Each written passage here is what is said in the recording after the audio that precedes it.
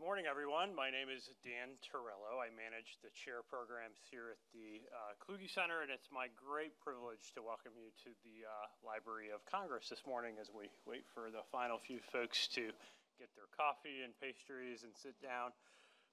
But we welcome you to our conference today, Experts, Politics, and Power, Scientific Narratives, Past and Present. We're absolutely thrilled to be partnering with the History of Science Society today, and I'll say a little bit more about that in just a moment. But as many of you know, the Kluge Center has been around for about 25 years. We're celebrating our anniversary next year. And the explicit purpose of creating the Kluge Center within the Library of Congress was to encourage conversations between scholars and policymakers and lawmakers and across disciplines, and that's exactly what we are looking forward to today. So we're grateful that you're here. Over the course of the Kluge Center's history, we've had a number of historians of science in residence. It's an ongoing tradition. We've had folks who have done significant work while here on areas like synthetic biology, writing about the societal implications, as well as the history of the genomic revolution. And we're very pleased we'll be continuing that tradition. Patrick McRae, who you'll be hearing from a little bit later today, will actually be our Kluge Chair in Technology and Society next year. So we're looking forward to his time at the Kluge Center. Again, we're absolutely thrilled to be partnering with the History of Science Society. This is their 100th year anniversary, so this conference is part of a series of events that they are hosting. You'll hear more about that, but there's a few folks that I want to thank. First of all, Fatih Fan, who is, he's not here today, but he was the most recent president of the society. He's at SUNY Binghamton. He was key in making all of this happen. I also want to thank Evelyn Hammond, and you'll hear more about her in a moment. She will be our keynote speaker today. She is the current president of the society, and Matt Schindel, who is the society's secretary. Let me just say a few words about format before I turn it over to Matt. We are recording the panel discussions today, but as is our custom with Kluge Center events, once we move into the Q&A with the audience, we're going to go off the record, and that's to encourage open conversation, and we will not be recording that portion of the conversation. So over to Matt. Matt is a historian of science. He focuses on the history of planetary sciences. He's also our neighbor. He's just down the street at the Smithsonian, where he's the curator for planetary science and exploration at the Smithsonian National Air and Space Museum. Thanks, Matt, for everything you've done to make this conference happen, and over to you.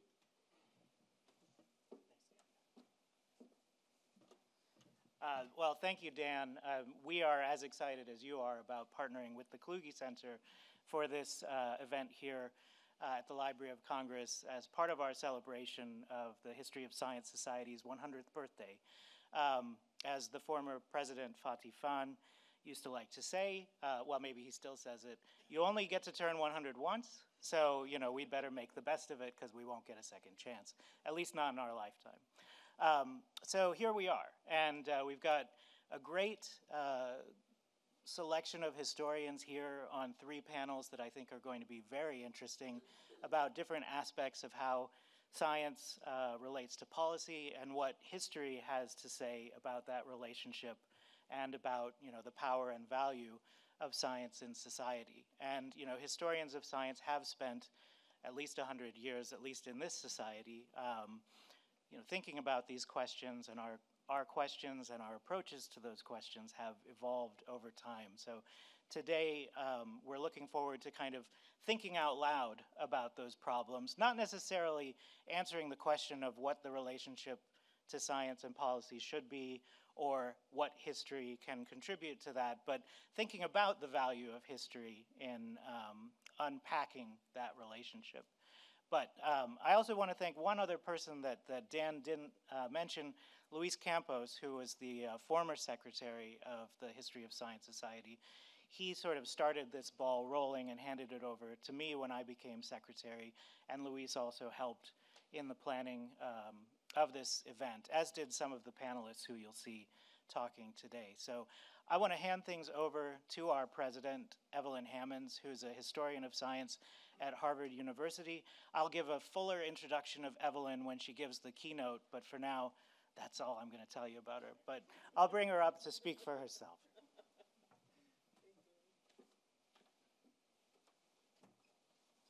Good morning, everybody. Oh, guys. Really? Good morning, everybody. We came here to have a really, energizing, exciting conversation about history of science, about experts, politics, and power, scientific narratives, past and present.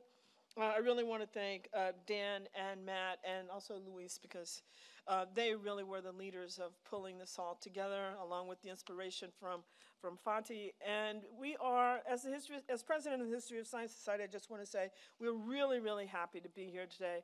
I think we understand within our circles how amazing and interesting and dynamic what we do as we pour into the archives and try to understand the world of science. So we don't often get a chance to be in a big public discussion with folks who are both interested in history, but maybe not quite sure what history of scientists do. So I think we'll try to rectify some of those questions that people might have today. So I'm very pleased to be here as a part of the celebration of the History of Science Society's 100th anniversary, to join with the Kluge Center and the Library of Congress in this conversation. So I just want to welcome you here and hope everybody's had enough coffee to engage with these interesting questions that I think we're going to address today with some of my favorite historians of science, who I think will be presenting really fascinating work on, and I just want to emphasize the structure of this. You know, section 1 is regulate, section 2 communicate, section 3 is advocate, and of course there's this sort of interim little bit that has me saying some things. Welcome, and I really want to encourage everyone to have a great day. Thanks.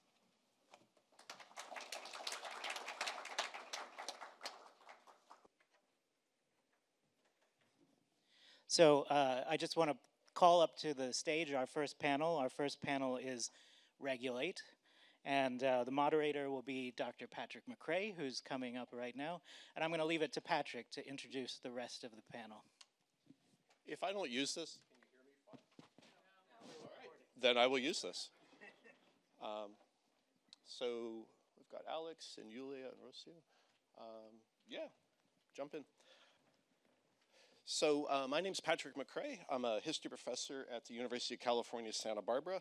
And I realized today that I've been a member of HSS for 30 odd years, pun intended, which I guess is almost a third of the society's history. It's a grim thought. So I'm moderating this panel with the three folks next to me, who I'll introduce in turn.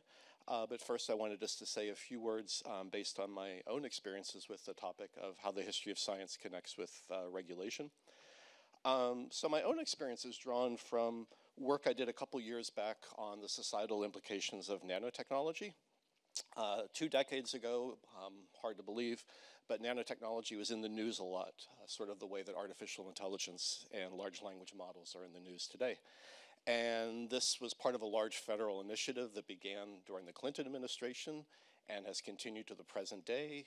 Something like $45 billion has been spent on nanotech research, and it's had strong bipartisan support, so a bit of a rarity in today's political landscape.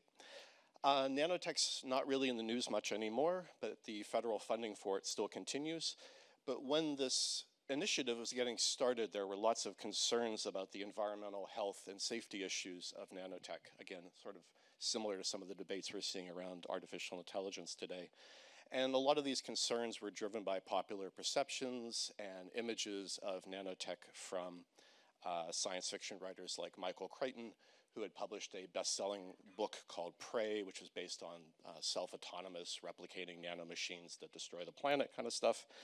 But this worried a lot of people at federal agencies who were concerned that this might derail public support for the billions of dollars that were going to be spent on nanotech. So the National Science Foundation allocated many, many millions of dollars to looking at societal implications. It's nice to see Amy Slayton here because she was part of this project with me for several years. The NSF founded a national center to look at societal implications of emerging technologies, and I helped run that center for more than a decade. One of the things that we did, going back to the focus of this panel, was to think about the way historical analogies would allow us to think about regulatory regimes. And I know Jonathan Coopersmith is here somewhere, and he's put some thought into thinking about this as well. But the idea was to think about how analogies can be used as tools to evaluate new technologies, that they provide models for policymakers and other folks who are not historians of science and technology. And we can think about analogies as devices of anticipation, as tools that can guide scientific understanding and foster what today we might think of as anticipatory governance. To cut to the chase, one of the things that proved hard in our work was coming up with an appropriate definition of nanotechnology, because depending how you define it, that tends to affect the sort of regulatory regime that you might imagine. So if you think about nanotechnology as a suite or ensemble of tools, maybe you would want to regulate it in the same way that recombinant DNA was approached in the 1970s, for example. Or maybe nanotechnology represented an entirely new industry, in which case a different regulatory regime would come into play. Or perhaps speaking to some of the topics that Alex Wellerstein is interested in, maybe nanotechnology or artificial intelligence today represents some sort of existential threat and requires a different approach to thinking about regulation. So again, the whole idea was that these definitions matter and that they shape how we come up with historical analogies to think about regulation. And if these historical analogies can teach us anything about the possibilities and pitfalls of regulation, they suggest the need to be flexible in forming socially and politically constructed definitions that are not based just on science and the history of science, but rather ones that mirror the complex realms of research and policy and application. All of which I suppose is a long-winded way of saying that historians of science have some useful expertise to contribute to this conversation. So thank you for your time in hearing my particular spiel. With that, I'm going to turn things over to each of our speakers, who will talk for about 5 or 6 minutes. We'll start with Julia Frumer, who's an associate professor at Johns Hopkins, and I think she's going to talk about AI and robotics. So, Julia? Thank you, Patrick. I do work on the history of Japanese robotics. I'm finishing currently a manuscript that describes this interesting path that Japan has taken towards developing these technologies that in technical terms could be described as embodied emphatic systems, and more pedestrian term is just cute robots that appear to be friendly and talkative and empathetic. And as any historian of science and technology, what I do is twofold. One is to investigate the context, the factors that brought about the situation where a lot of people in Japan decided that this technology is desirable, it's something that they want to see, but also the development of actual technologies. And here's an interesting part, because all engineers know that there is actually no possibility of designing a robot that has actual inherent agency. And is capable of empathy or understanding. This is sci-fi stuff, this is not reality stuff. So in terms of technologies, in terms of design, what they do is not designing the robot, but creating design that manipulate human psychology. Meaning that the designs meant to trick humans into believing that what they see, the machine that they see, has agency and is capable of empathy. And there are various ways of doing that that I explore. Some of them are really, really simple. It actually doesn't take that much. It's really like, it could be like as simple as a tilt of the head, and people can fall into this. Like it's quite amazing. Some technologies are a little bit more sophisticated, that they create kind of composite layers of behaviors, which then create the impression that not only that the robot has an agency, but it's also motivated by some kind of internal state, that it has emotions and it acts on emotions. And that creates a possibility of attachment and connection to the robot. And then there are technologies that are based on gathering information from the user and regurgitating this information. So for example, robot can learn gait recognition. And in the same way that when we come home and our pet's waiting for us for the door and so excited and we feel loved and that we were missed, the robot can do exactly that and elicit the same kind of response in us. It can also say like, oh, I remember that you like so-and-so song, or like you have preferences in readings. And this creates a sense that there is some kind of understanding and attachment. Now, when I started this research too long ago, Japanese robots and all these technologies were treated as a curiosity, with a negative valence as something weird and other, with a positive valence as an envy of a society that is capable of recognizing agency in machine and is creating coexistence that is peaceful. But a lot of things changed during the pandemic. And during the pandemic, suddenly here and in other places in the world, there are conditions, circumstances that are quite close to what happened in Japan in the 80s and the 90s and early aughts. And that is labor shortages in service sector, especially in nursing, a shortage of nurses. There are epidemic of loneliness, disintegration of social metrics, a shortage in healthcare and mental health care. And all these brought about this desire of having technical solution to a lot of human problems, human desire to be connected to others. And there is this wave of startups that create empathic technologies. Some of them are virtual, so there are virtual therapists, there are virtual companions that you can customize to fit your own taste, and there are robots that are embodied technology that meant to come and keep you company. And I don't want to poo-poo these technologies altogether. Some users have very positive experience, and there potentially could be a lot of benefits overall. But it's not difficult to recognize all the ways in which there are potential for harm. And in fact, just recently, a couple of weeks ago, IEEE, the largest organization of engineers, released a standard, an ethical standard, where it details all the very long list of potential harms and also provides guidelines for developers of how potentially mitigate this. And it's a standard, it doesn't have teeth. It's also meant to some kind of tool for maybe users and policymakers to think through these things. But there is a role for historians. And I think that this case is very interesting and for historians especially to show the history of building this technology. One is, this case is special because unlike nuclear weapons, it's not really immediately apparent of why cute robots would be a danger. They're designed to make us feel good, and they work. Another is that there is a lot of conflation between science fiction and reality. And because these technology work and they make us believe that they actually, robots have agency, and because there is conflation with science fiction, the discourse in ethical communities that they discuss ethics of robots, they tend to focus on the future rights of robots instead of the rights of users right now who use these technologies.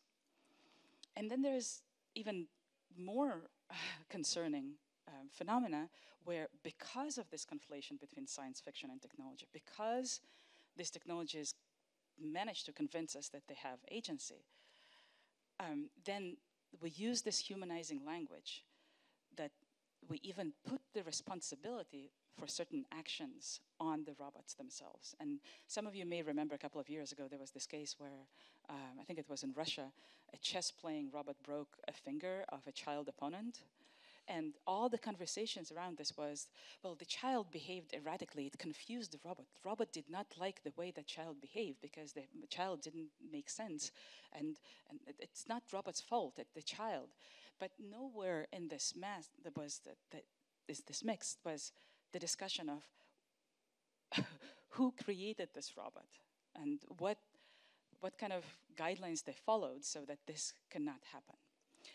And I think this is the space where historians can come, and what we do is explaining that these are machines. They're machines that are built by humans with set of biases, sometimes biases are embedded in the very architecture of this technology that are meant to answer certain kind of needs and expectations. And the responsibility is on humans, not on robots, for creating regulation, creating guidelines. Thanks, Julia. Our second panelist is Rocio Gomez from Virginia Commonwealth University. Rocio. Good morning, everyone. So my portion of the panel will be discussing environmental health. And I thought I would start with a definition first. So environmental health, as I define it, is the dynamic relationship between the human body and the environment and the substances and pollutants in the environment that can create or contribute to disease. So environmental health and by extension occupational health are both ensconced in medical legal structures that can include labor but also workers' rights. Environmental health is at the intersection of expertise and regulation, particularly with chemical substances in order to establish the allowable limits of exposure to these substances in our surroundings. So I have 3 points to make, and they're organized from the micro to the macro. So beginning with the micro, we have this wonderful term, molecular bureaucracy, that Evan Hepler-Smith coined. And Evan defines it, I should say, as legal structures, administrative procedures, regulatory lists, information systems, and nomenclature conventions. That's a lot. So he gives us a wonderful chess metaphor to help us understand that even more. So if you're looking at a chessboard, the chess pieces themselves are chemicals or substances. And then the chessboard itself is molecular bureaucracy. But of course, how you perceive a chessboard is going to shape how you perceive those individual pieces as well. So beginning in the 1950s, you see a growing demand across federal agencies for information on chemicals and chemical substances. And with the creation of the EPA in 1970, and then the Toxic Substances Control Act in 1976, that demand is going to lead to a cataloging of these chemicals and in order to establish allowable limits of exposure to these particular chemicals. This leads me to point number 2, in that these limits do not always represent progress. For example, coal miners who have been affected with black lung disease have long advocated for the lowering of the allowable limit of silica in their workplace because they directly tie that exposure to black lung disease. However, in April of this year, the Mine Safety and Health Administration finally agreed to reduce that allowable limit to 50 micrograms per cubic meter, which is what miners had originally advocated for way back in 1974. So this is a 50-year generational fight, which allowable limit and maximum contaminant level, which is a term you'll see in your water quality report, those limits are good. However, they allow exposure to continue at the same time. This leads me to point number 3, in that black and brown communities across North America have been at the forefront of environmental health questions for decades. From farm workers in California to downwinders in New Mexico, to black communities near chemical plants in the Northeast, to First Nations communities in Canada and the Dakotas fighting to keep pipelines off their land, to Louisiana's Cancer Alley. Cancer Alley itself is synonymous with environmental health crises and environmental racism as well. So these fights demonstrate that regulations are not always enforced, but also how these are very protracted fights involving not only federal agencies, but also local actors, community leaders, and a lot of lawyers as well. So environmental health involves questions of accountability and indemnification for victims' children, and victims' grandchildren in some cases. And so it's not hard to see why private interests are invested in deregulation and in casting doubt on that relationship between chemical substances and diseases in the human body. So how do historians help? So historians can help in identifying the long game, because environmental health is a protracted fight. And I'll stop there. Thank you very much. So our third panelist is Alex Wellerstein, who joins us from the Stevens Institute of Technology. Hi. Good morning. Yeah, so I'm here to talk about nuclear weapons, as others have alluded to. And as others have alluded to, nuclear weapons and the history of nuclear weapons are often invoked as a template for thinking about technological regulation. And they're not the first technology that people tried to regulate, but the attempt to regulate nuclear weapons and the spread of nuclear weapons, so domestically in the United States, but also internationally, has consumed a lot of attention, in part because the stakes are really obviously high. It's an existential technology, and it's easy to use that as a model. And I get asked occasionally by groups, we're thinking about regulating X. What are the lessons that nuclear weapons can give us? And usually I'm like, I don't know if nuclear weapons are a good analogy for what you're doing at all. Like ChatGPT is not a nuclear weapon, whatever its problems are. The friendly robots are not a nuclear weapon, as Yulia was saying. And usually those discussions are about secrecy, because secrecy is the most prominent public-facing way in which people try to regulate nuclear weapons. And it's interesting, so I wrote a whole book on secrecy and nuclear weapons.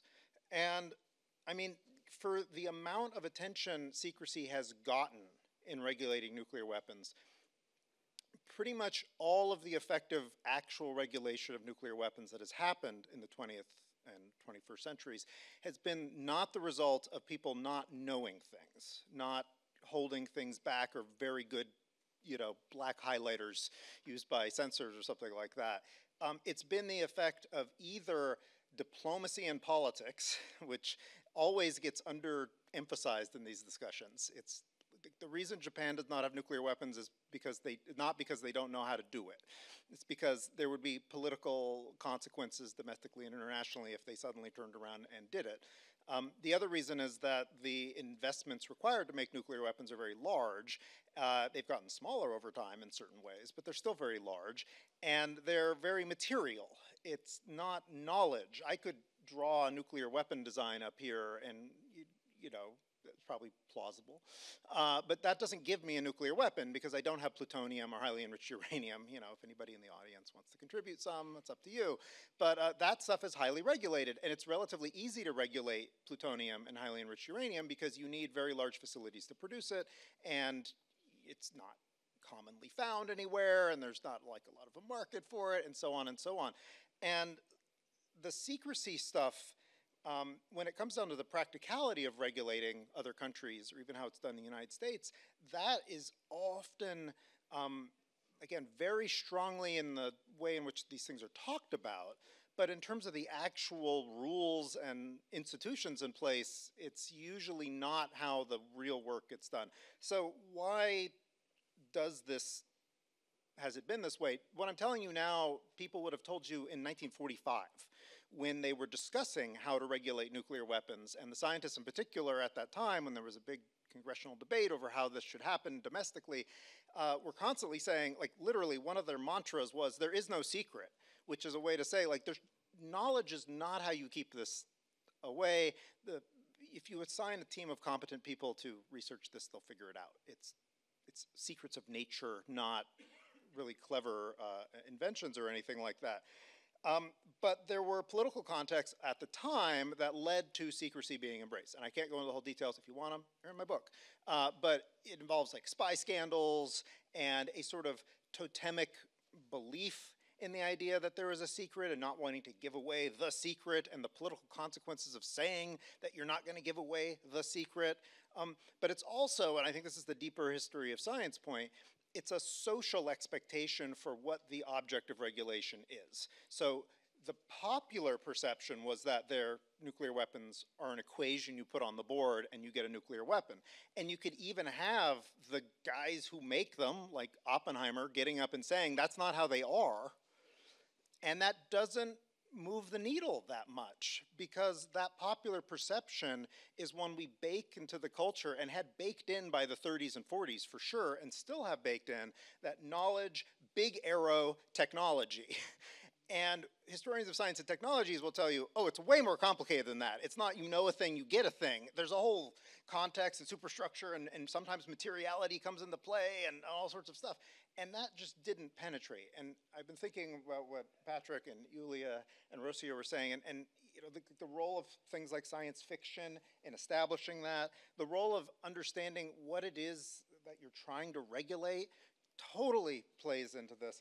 And the analogies. So one of my favorite examples of this is essentially the Atomic Energy Commission that they were eventually creating, and the laws around it essentially are sort of a Manhattan Project analogy. Let's have a big centralized organization that runs everything and is very secret.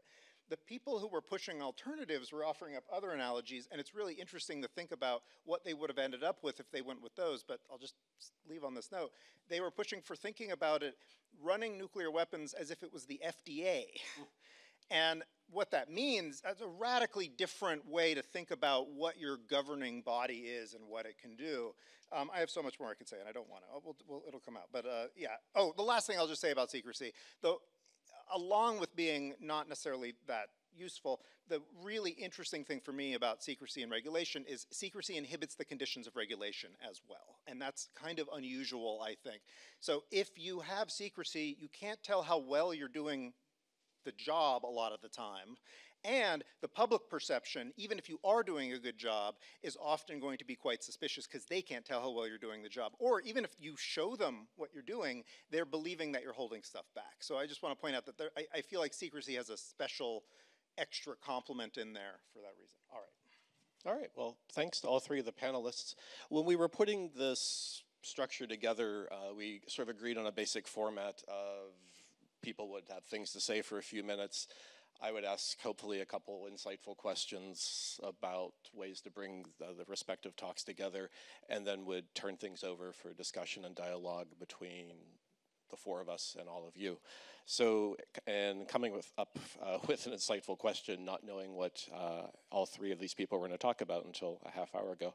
I guess one of the things that comes to mind, since all of us interact with students, and sort of going back to a thing that we were discussing over the preceding weeks and putting this panel together, was this idea of the importance of the history of science in constructing a usable past, not just for policymakers and the public, but also with regard perhaps to our students who, you know, we oftentimes will spend the first week of each quarter or semester trying to convince them that what we're about to present to them has some value as they go forth in life. And I guess I kind of wanted to just hear from our respective speakers about how they might communicate, or how they do communicate, what they do to students who might not be history or history of science students about the utility of what they're learning.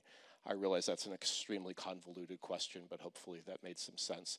I don't have a preference for who answers first, because I don't want to put anybody on the spot, so I'll leave it to the three of you to squid fight it out. I think I understood the question. Okay, so I teach at a minority serving institution. So my students are mostly from the Richmond area, although I have several students from Nova, as they told me when I first moved to Virginia. How I bring students to a usable history is that for many students, Richmond is home, and it's also the site of many past traumas, not only going back to the 19th century, but also as recently as 2020 and 2021. So for my students, in particular when we discuss environmental history, we talk a lot about the Heat Islands in Richmond. And Richmond is a predominantly black city, and most of the black neighborhoods in Richmond do not have tree cover, which makes them very, very hot. So when we're talking about usable history, our students are seeing history in motion. With climate change and the recent hot summers, students are able to identify which neighborhoods in Richmond are the ones suffering from climate change already. If you compare it to the treed neighborhoods, mostly along Monument Avenue, it's a stark difference on who has shade. Suddenly shade is a commodity that has real estate value in Richmond. So students can identify that very clearly, and I've been lucky enough to incorporate ArcGIS and story maps into my classes, and students have used that technology to map those areas out in a place that they know, but also a place that they know has been affected by national trends and national history as well. Yulia or Alex, you? I'll just quickly, Okay. I love the idea of, I hadn't thought about thinking, who are my students? It's great, yes, obvious, best way to approach. So I teach mostly engineers, and because I'm in an engineering school, and they have a really different, I have different goals as a result, but for me, they often think of these kinds of questions as involving technical ones, and they are less aware of these technical aspects. They're less aware of these social aspects. And what I'm always trying to do is emphasize that it's not in either or, that it's both. You can't do one or the other. If you only focus on the social aspects, you'll miss something. If you only focus on the technical aspects, you'll miss something. And so the job of understanding this history, much less any policy aspects, is much larger than I think most even other disciplines would have you do, and it's one of the reasons I like history of science and technology, is because our answer is always both across the board, and that raises the stakes for everybody involved of like, well, you need to know the neutrons, but you also need to know the structure of various laws and Supreme Court acts in the political context, and if you don't bridge that gap effectively, you'll miss something. And then there was one.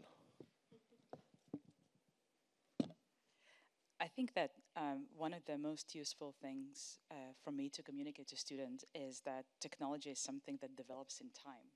It's not the ready-made thing that people encounter. And particularly specific in regards to robotics, there are, as with many technologies, there are biases that are embedded in technology. We know a lot of examples that related to voice recognition that is biased against particular people with accents,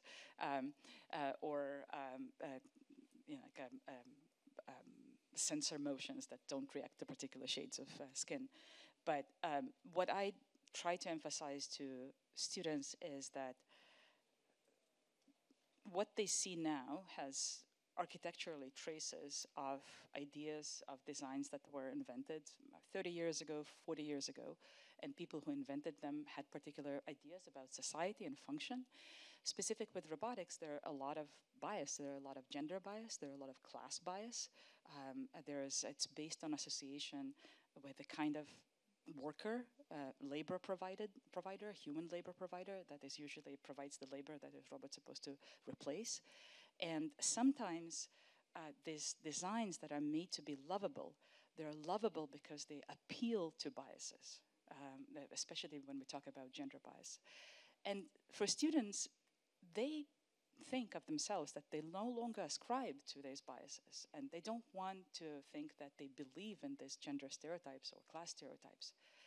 So for them to say, look, this was embedded in technology 40 years ago, it's still here, it still affects us, and it still propagates the stereotypes in a society, but you won't know it until you go and you investigate how it was made and what were the motivations and what were the actual processes, the communication between engineers when they were designing these things. And I think that works pretty effectively. To paraphrase my fellow panelists, time indeed is the culprit. And we are out of time for our panel. We'll all be around throughout the day if you want to ask us questions, but thank you for participating and listening to our co-production of ideas about regulation and the history of science. I believe pastries, fruit, and coffee await us. Thank you. We're going to get to our next panel. So it's my pleasure to call up Susan Linde, who is the Janice and Julian Baers Professor in the Department of History and Sociology of Science at the University of Pennsylvania, and she is going to moderate our next panel, Communicate. Susan. I think you'll just take the microphone from over there.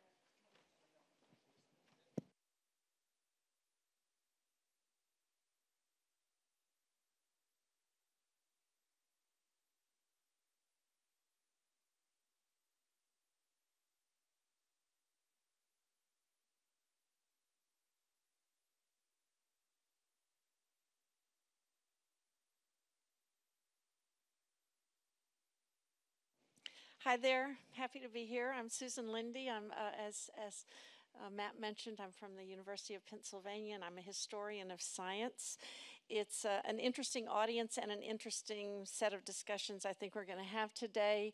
I'm joined by Jamie Cohen-Cole, Adriana Link, and Will Thomas, and each of them will have a chance to introduce themselves and their analytical and scholarly interests.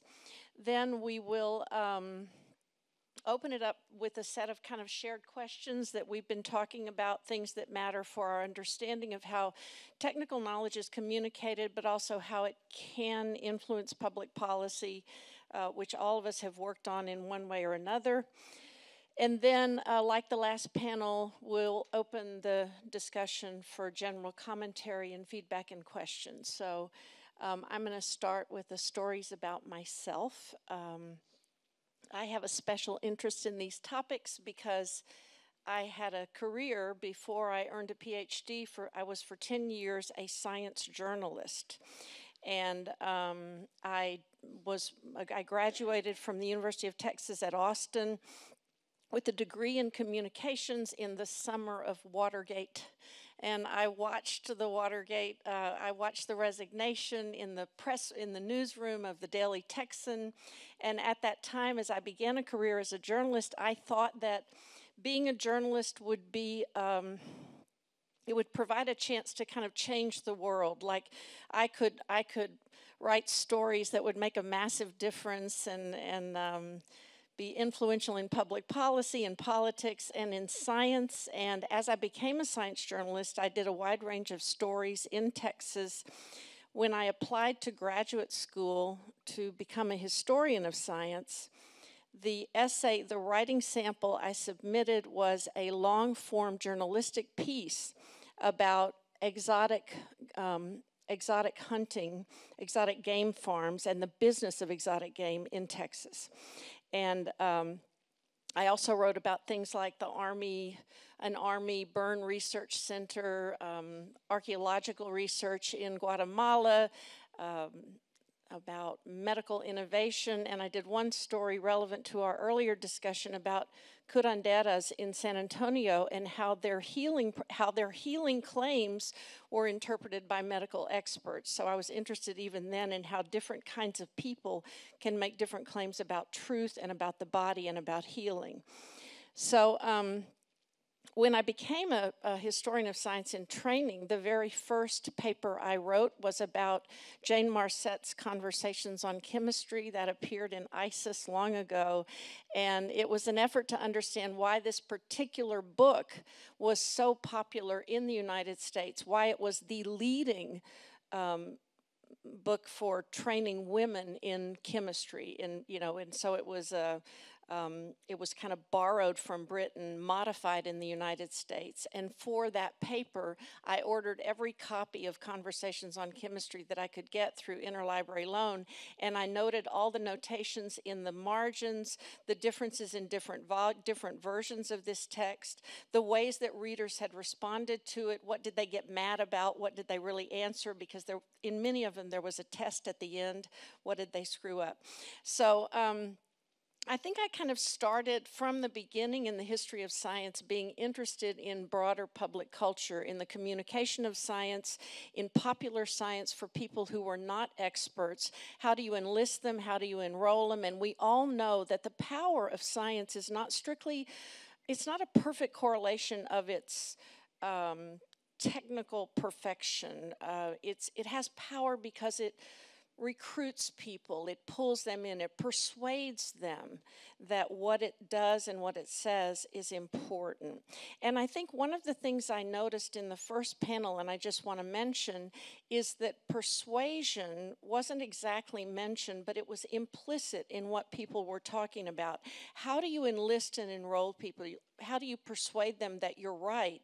Also, how do you persuade them that these complicated problems, and they are complicated, that there are solutions, and those solutions may often be piecemeal, small, they may take a lot of time, they're time-consuming, it's not a magic fix-all, and it's also incredibly chaotic. You know, I was recently in New Orleans, and New Orleans is a city, it's actually where my father came from. I spent a lot of time there as a kid, and it's a city with a tragic history in many ways, and it has many statues of people who we might no longer wish to have statues of all over the city. But I happened to be by the convention center where my cousins were holed down during Katrina and stuck there for a long time. And there's a statue there by Sally Heller, and it is an actual tree, and in the tree is a house. And so it represents a kind of a destroyed house. The windows falling off. It's been thrown into the tree by the hurricane. And I felt then that that's how I have seen history for most of my professional career. It's more like a destroyed house in a tree than like a beautiful statue of a leading thinker, okay? And the more you know about, and I work mostly on nuclear issues and radiation and exposure to radiation by populations around the world, and that's a lot like a destroyed house in a tree. It's messy, it's chaotic, there's a lot of, illusion in it.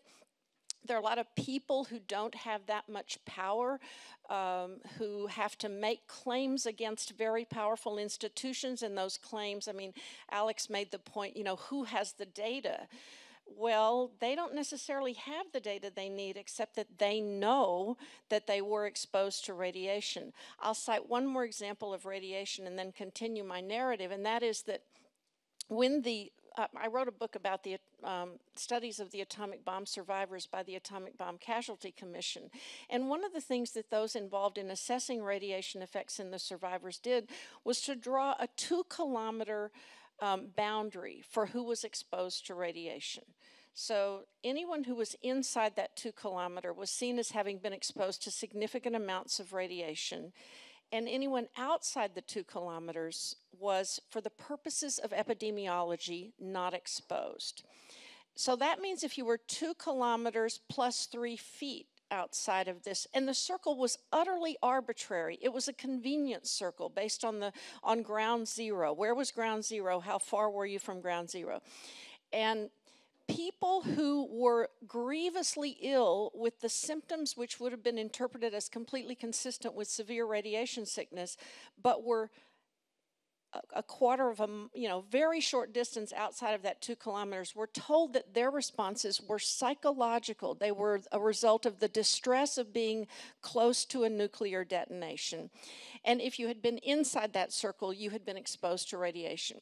So eventually this was resolved through the courts, as those who were just outside the boundary began to be recognized as persons who were survivors and who deserved legal compensation and also access to certain medical resources that recognized survivors had. In terms of knowledge production, it's almost irrelevant because the scientific project never included them. They've never been counted as persons who were exposed. So my second project then was about nuclear exposures and what they meant, and that was the book it was called Suffering Made Real. And I was engaged even then with what technical knowledge means in diplomatic circles. And so, for example, in my OSIRIS paper about the repatriation of atomic bomb autopsy materials collected in 1945 and returned in 1973, they weren't returned because they mattered for science. They were returned because they mattered for the diplomatic relations between Japan and the United States. Finally, I wrote a book called The DNA Mystique with the sociologist of science, Dorothy Nelkin. And Dot and I started that book over lunch. Maybe a lot of books start over lunch. We started that book over lunch in New York, laughing about the ridiculous things people were saying in popular culture about DNA. And at that time, people were saying, cars had DNA and magazines had DNA, and many inanimate objects had DNA. So we're kind of laughing about it, and then Dot turns to me and said, we should write a book about it. And in the end, the book is not just about, there's all this ridiculous stuff about it. There's the idea that the DNA is like a soul. It constitutes the equivalent of a human soul. But we said, yes, it's funny. Yes, it's ridiculous. Yes, you can laugh about it over lunch, but it's also important because it plays out in institutional decision-making, in legal decisions, in ideas about family law, workplace law, so that judges could invoke the power of DNA to explain decisions they were making about where a child should be placed. So what does that tell you? How does science act in the world? How is it communicated? And what are the implications of those forms of communication? And now I'll turn to my panel, and they can tell their own stories, whichever they wish to tell. Jamie. All right. Is it on? Good. Okay. Thank you, Susan, Matt, and the library and the Society for organizing this this session, or the conference in general, and inviting me to participate in the roundtable today. Our conversation in this session involves focus on communication, and this has been a concern of mine from my earliest entry into the field, way back too long ago. So like others in this panel, the issue of communication for me has been one less focused by consideration of what might be understood as a linear model and mechanism whereby scientific truths are broadcast from inside the laboratory to some, in a simple way, to some wider public sphere out there. For me and many around me, the linear model in some ways has a problem that needs to be understood and complexified and taken apart. For a couple of reasons, it needed to, because it took, for me there was a problem and that needed to be taken apart in a couple ways. One is that we needed to understand, I thought we needed to understand more where the boundaries of science were, such that we shouldn't take for granted where science began and ended and where the wider public was. We shouldn't take for granted who the relevant experts were, or even what the wider public was, or that it was a kind of a uniform thing, because some publics are more or less informed or more or less engaged, have expertise and understandings in ways that would be unexplained by this linear model. So all of these things, I and those around me and those here, we're not so sure of. So, but beginning with what we might call the lab, or the area of primary expertise, some of the studies that excited me most and those around me most were discussions of the problems of getting scientific results, not just out to a wider public, but even between laboratories in the same discipline. The conditions of communication of science were understood as material and personal. We read again and again, from the 17th century experimental chemistry to 20th century physics or genetics. We read and wrote about how knowledge of science is in the body. It's tacit. It comes through drilling people and how to be a part of a relevant and relevant community, and actually very, very, very small communities of practice were reading in ways that were quite disparate. So we read again and again about these kinds of things.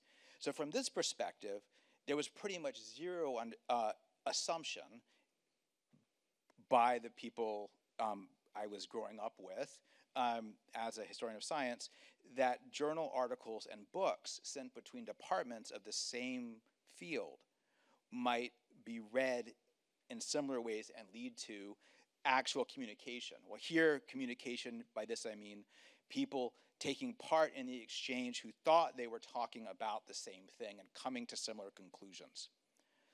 So this is within the same discipline, right? But in the case of interdisciplinary fields and collaborations like the one that I worked on, so I worked on cognitive science, the communication problems seem to be even more intractable. That is, if we're understanding it as a kind of linear model of broadcast. So interdisciplinary communication is, by definition, a situation in which people are working on one problem, have different modes of expertise, and likely cannot thoroughly understand the work of and the understandings of the others in their collaborative endeavor, right? So computer scientists may not understand what psychologists are doing and vice versa. This is in cognitive science. Or linguists may not understand or be able to fully vet the work of computer scientists and psychologists. But they found a way to work together. So what was this kind of communication? So in such situations, the participants needed to form a kind of social technology for establishing trust, for establishing community, a means of translation of their various disciplinary languages into forms that were understandable or at least usable by their collaborators.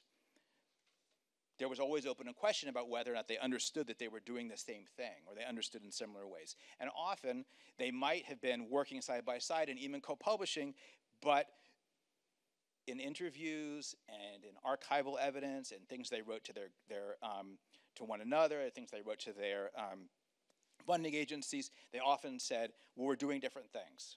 I'm not sure we're understanding the same thing at all. Yet they're co-publishing.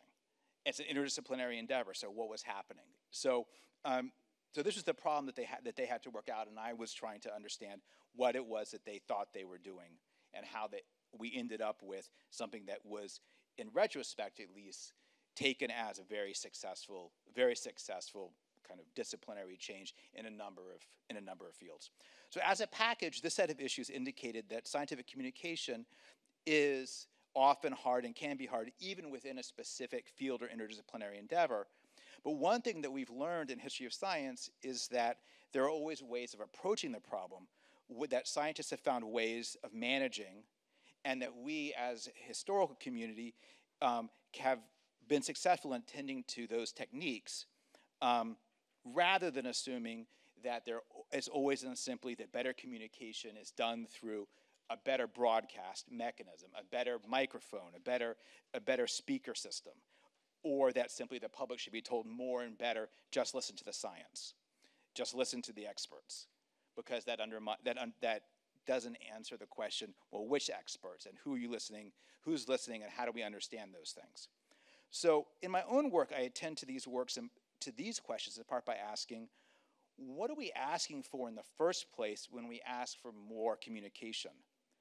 What is the goal that we're trying to achieve by more communication? Do we get more and better, faster science, for instance, if we are communicating within fields? So communication between laboratories. Do we get new and better fields by communicating in an interdisciplinary way? Is that the goal? Or beyond that, what do we get? What happens when we talk about communication between scientists or engineers and a wider public? I suggest that it could be that when we're calling for more and better communication, what we're asking for is a certain kind of public sphere, a certain kind of citizen, a certain kind of policymaker, a certain kind of parent, a certain kind of way of managing problems, whether in public or in private spheres. So the question that I would then suggest, or that I've been interested in is what are the kinds of people, what are the kinds of social forms, what are the kinds of political forms and problem solving that we are looking for, or that people are looking for when they want more or better science communication? That answer, I would suggest, is less a question of technical expertise per se on its own, and more a question for historical and social understanding that we have developed some expertise in thinking about, some tools for. So if you want to know more about the answer to the question of what kind of social order do we want, you have the beginnings of the answer to the question, how to improve science communication. Okay, so I am an achiever and put together some slides, which feels appropriate for a panel about communication. I think visuals, as we'll hopefully talk about in this conversation, are an equally important way of conveying information. So thank you for bearing with me and my overachiever tendencies. So my name is Adriana Link, and I am the curator of history of science at the American Philosophical Society. I'm also a historian of the human sciences with a deep interest in the history of collections and especially archives. So I'm approaching this question of communications both from a perspective as a trained historian of science, but also as somebody who is in the position now of curating, stewarding collections and thinking about different audiences who may be learning from and needing to access them. So in the very short time that I have, I would like to tell you a little bit about just one case of the collections at my institution and their role in the communication of scientific ideas, recognizing that there are many other folks in this room and probably watching online who have their own cases and stories that they could share and contribute to this conversation as well. Okay, so let's see if this works. Wonderful. So for those of you who may not have heard of the Society before, it is not, as its name would suggest, a gathering place for philosophers, but instead an organization that was founded in 1743 with the lofty goal of promoting useful knowledge, especially through the exchange of scientific ideas. So its origins as a science-based institution is perhaps best exemplified by the activities of its founder, Benjamin Franklin, who did a lot of things, you know, ranging from his work on electricity, a lot of things, to the cultivation and collection of botanical specimens, to observations of astronomical events, to studies of the movement of ocean currents, et cetera, et cetera. So these types of questions and pursuits typified the interest of early APS members, many of whom were also founders of the nation. We should pin that point for later on, and helped establish the Society as one of the first American-based sites for scientific inquiry and exchange. So today, the APS continues to do this work in a number of ways, including through annual meetings, through publications, research grants and fellowships, and through the work of its library and museum. And I've included a picture here just in case you're in Philadelphia and Independence Mall and are like, what is that weird building with Franklin and a toga in it? That's my building. Come visit.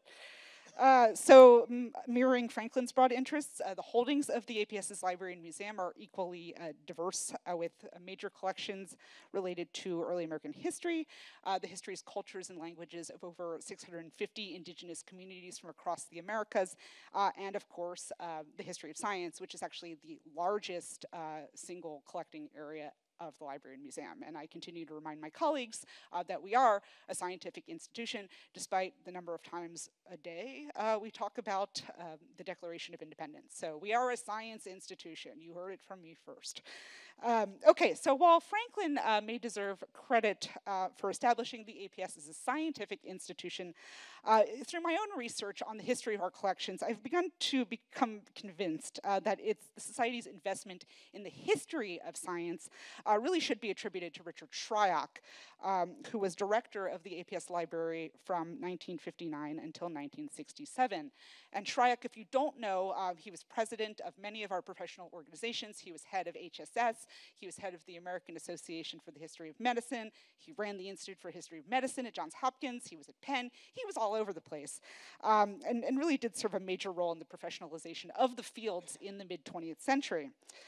He was also very vocal about the need for historians of science and medicine to do more to bridge what he saw as a communication gap between the technical expertise of scientists and more general narratives that were being written by professional historians at the time. And in fact, he considered this to be a matter of national significance, and I think you get that sense from the quote that I've included on the screen, which is taken from a speech that he delivered before the APS's membership in 1943. So after he became librarian of the APS, he launched a series of programs that were grounded in the Society's collections that included the development of dedicated curriculum, both for undergraduates as well as graduate students, and also more public-facing initiatives, so conferences, seminars, and publications.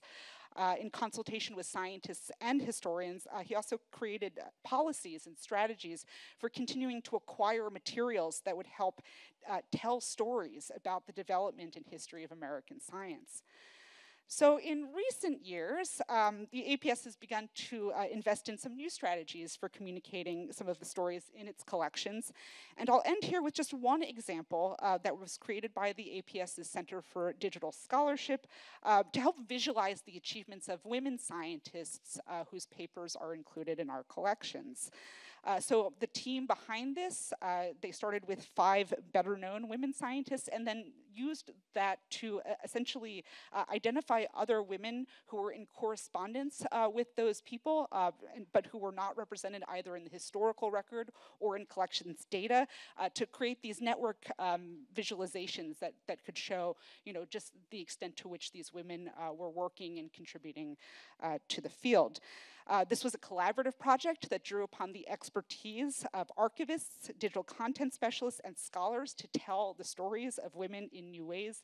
And I do want to give a shout out to David Nelson and to Serenity Sutherland, who are really the key players in putting this work together, and encourage you to check it out for yourself in a great mode of communication using the QR code at the bottom of the screen. So to just quickly conclude, so while the APS has long played a role in communicating science through its collections, there is much more work to be done. And I look forward to facilitating those possibilities through my new role as head of our Center for History of Science, and to being in conversation with all of you to do that work. So thanks very much. All right, thank you very much. So in my career, I've encountered the themes of this panel in a few different ways. And historian that I am, I guess I'll take them chronologically. So the first is in my academic career, the centerpiece of which is a book that came out almost 10 years ago now, Rational Action, The Sciences of Policy in Britain and America, 1940 to 1960, which is a history really of the field of operations research and a series of complicated surrounding developments. So the title of the book, Rational Action, is not meant to suggest that the people in the book were being rational, but there's also a kind of a tradition of sardonic titles in this area. Wizards of Armageddon, The Best and the Brightest, Blind Oracles, etc. And it's not intended to be a sardonic title either. It's meant to describe a group of people who are trying to grapple with the problem of how is it possible to act more rationally in policy and planning circumstances. One of the reasons that we do have such a profusion of kind of sardonic titles in this area is because it tends to be looped in with the history of things like Taylorism, wherein we have this basic kind of narrative of the scientist who comes in and is at first resisted but ultimately accepted, and then through the power of purportedly objective and neutral methodologies, then starts to tell people in these environments what to do. And my experience with this history is that that's really not at all what happened. There weren't a series of hidden values and biases that crept in. They were actually very much present. The scientists who worked with the military during World War II, for example, prided themselves on their ability to get along with and interact intellectually with the people in the military who they were working with. The people who carried out the operations and the military officers who were responsible for planning them had access not only to the data, but the underlying rationales for what their plans were, the quandaries that they faced, and they were ultimately, in themselves, an expert set of interlocutors for what they were doing. And Phil Morse, who is a key figure in this, he was an MIT physicist who was involved during the war, actually had a line in a book that he wrote about this saying that unless you're exposing yourselves to those forces, what you are doing may be philosophy, but it's not science. And that attitude actually continued on after the war into places like the Rand Corporation, wherein the relationship between the analyst and the consumer of the analysis was absolutely crucial.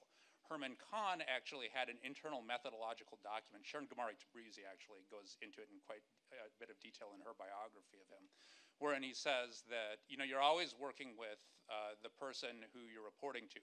You can go above that person if you feel absolutely justified and you don't do it clandestinely. The only unforgivable sin is going to the public press or Congress. And then he has an asterisk, and in a little footnote he says, but actually reports can just sit on a shelf. Sometimes it's useful to write books. And he was about a year away from publishing on thermonuclear war and becoming a notorious figure at that point.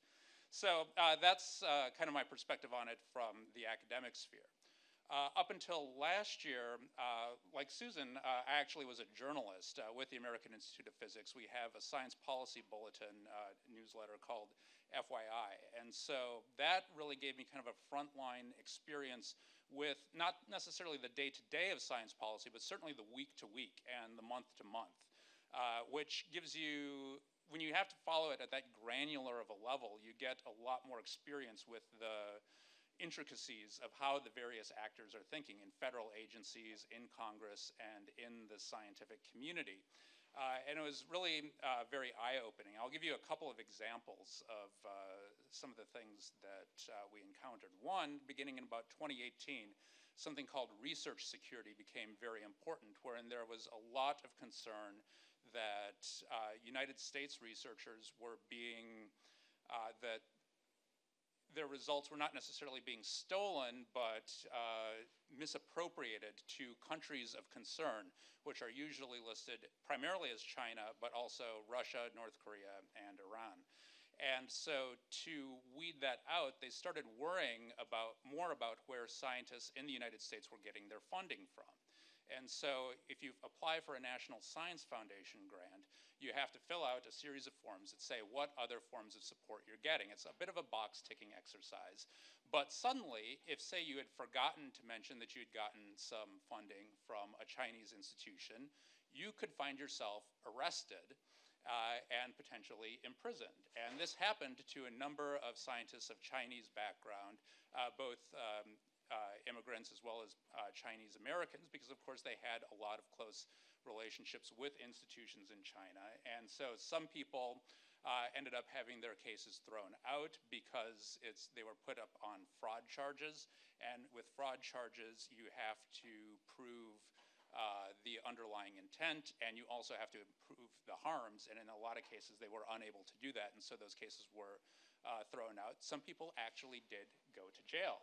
And a lot of people actually didn't go through the criminal justice system. In a lot of cases, you had federal agencies, national institutes of health foremost among them, that leaned on universities to basically punish scientists who they felt had not been forthright in their declarations in these forms that were maybe not necessarily trained to fill out.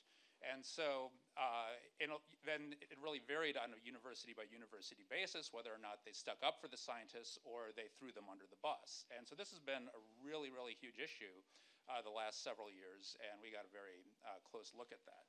And it's remarkable the degree to which something like a form that you have to fill out when you're applying for funding can all of a sudden be used as evidence against you. Something that is completely uncontroversial suddenly becomes the heart of controversy.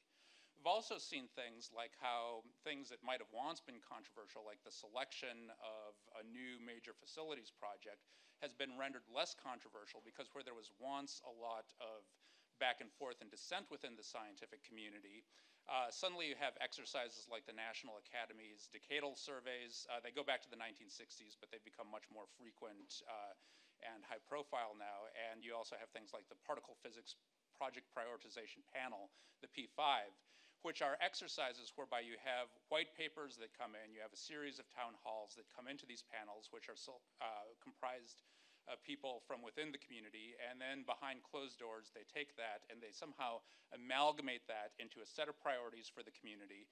And then the agencies, as long as they stick to that, they tend to have support from Congress, and you don't have a lot of controversies that break out around these projects. Sometimes they go wrong, but typically they can maintain political support for these projects. So something that may once upon a time have been controversial because there wasn't that exercise that put a stamp of approval on it, you have a kind of diminishment of controversy. But these things aren't, foolproof. There are cases right now, in fact, where top priority projects are not going through because for various reasons, funding reasons, project management reasons, and so forth. And so the question of what the future of the decadal surveys are is a really important case.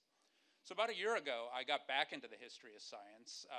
The previous director of the Center for History of Physics at my employer, the American Institute of Physics, had retired, and so I applied for the position. I got it, but it was with a slightly modified title. So now I have the wonderful title of Spencer R. Wirt, Director of Research in History, Policy, and Culture. And so the intent behind this is that I'll be the director of the History Center. Of course, I'm a historian of science by background, so I'll continue to focus on that. It's basically dominating all my time now. The expectation is that I'm going to bring the history of the physical sciences into a stronger dialogue with the present. How I'll do that is to be determined. But you know, there are things like as I was coming on board, we were getting a lot of oral histories from the Superconducting Super Collider project. There was a book that came out on that, and the oral histories were done as background research to that. And they actually go into a lot more detail than the book does on a lot of the intricacies of this history. And so now we're trying to develop a communications mechanism that'll go beyond the book and actually make that history much more accessible. And there's a lot of interesting things about, like, a lot of the backbiting within the scientific community over this project and how people in Congress viewed that. Basically, there were a lot of people who said this was absolutely nonsensical. You had people who said that big science was eating up the little science, but that's not how congressional appropriations work.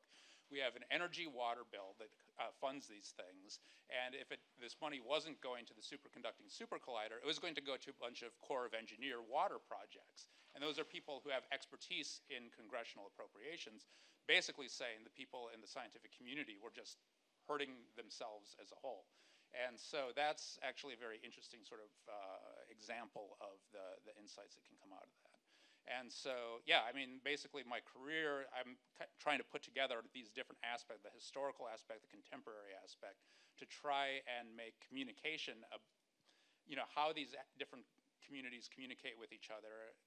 I'm trying to highlight that, but then also communicate that to the different audiences. And I'll just say that my experience as a journalist was actually very eye-opening, because whereas I'd previously been basically only publishing in the academic literature, you know, suddenly we were sending emails out on a weekly basis to a few thousand subscribers, many of whom are here in Washington, D.C., and would come back to us and say, yeah, what you were writing was really illuminating. We didn't understand, you know, all the intricacies of that. And so I want to try and take some of that experience and bring that into what I'm doing right now. Okay, thank you so much. I think what you're all provoking me to think about, and I'll ask, we didn't do any of the definitions that others started with, so I'll ask for a definition. I'll ask you to describe, how do you think many people, how would you explain the structure of how science is communicated in 2024? In other words, if we look at it, we're in this time and place. How do people come to know about technical expertise? And it's more than expertise. It's not just expertise. It's ways of thinking. It's the idea of scientific management. It's the idea that it's a rational society, and a rational society has certain qualities. How do you see that working right now? And I don't have a good answer myself. I just want to raise it as an issue. What does it look like today? What does the climate of science communication look like in 2024? Jamie.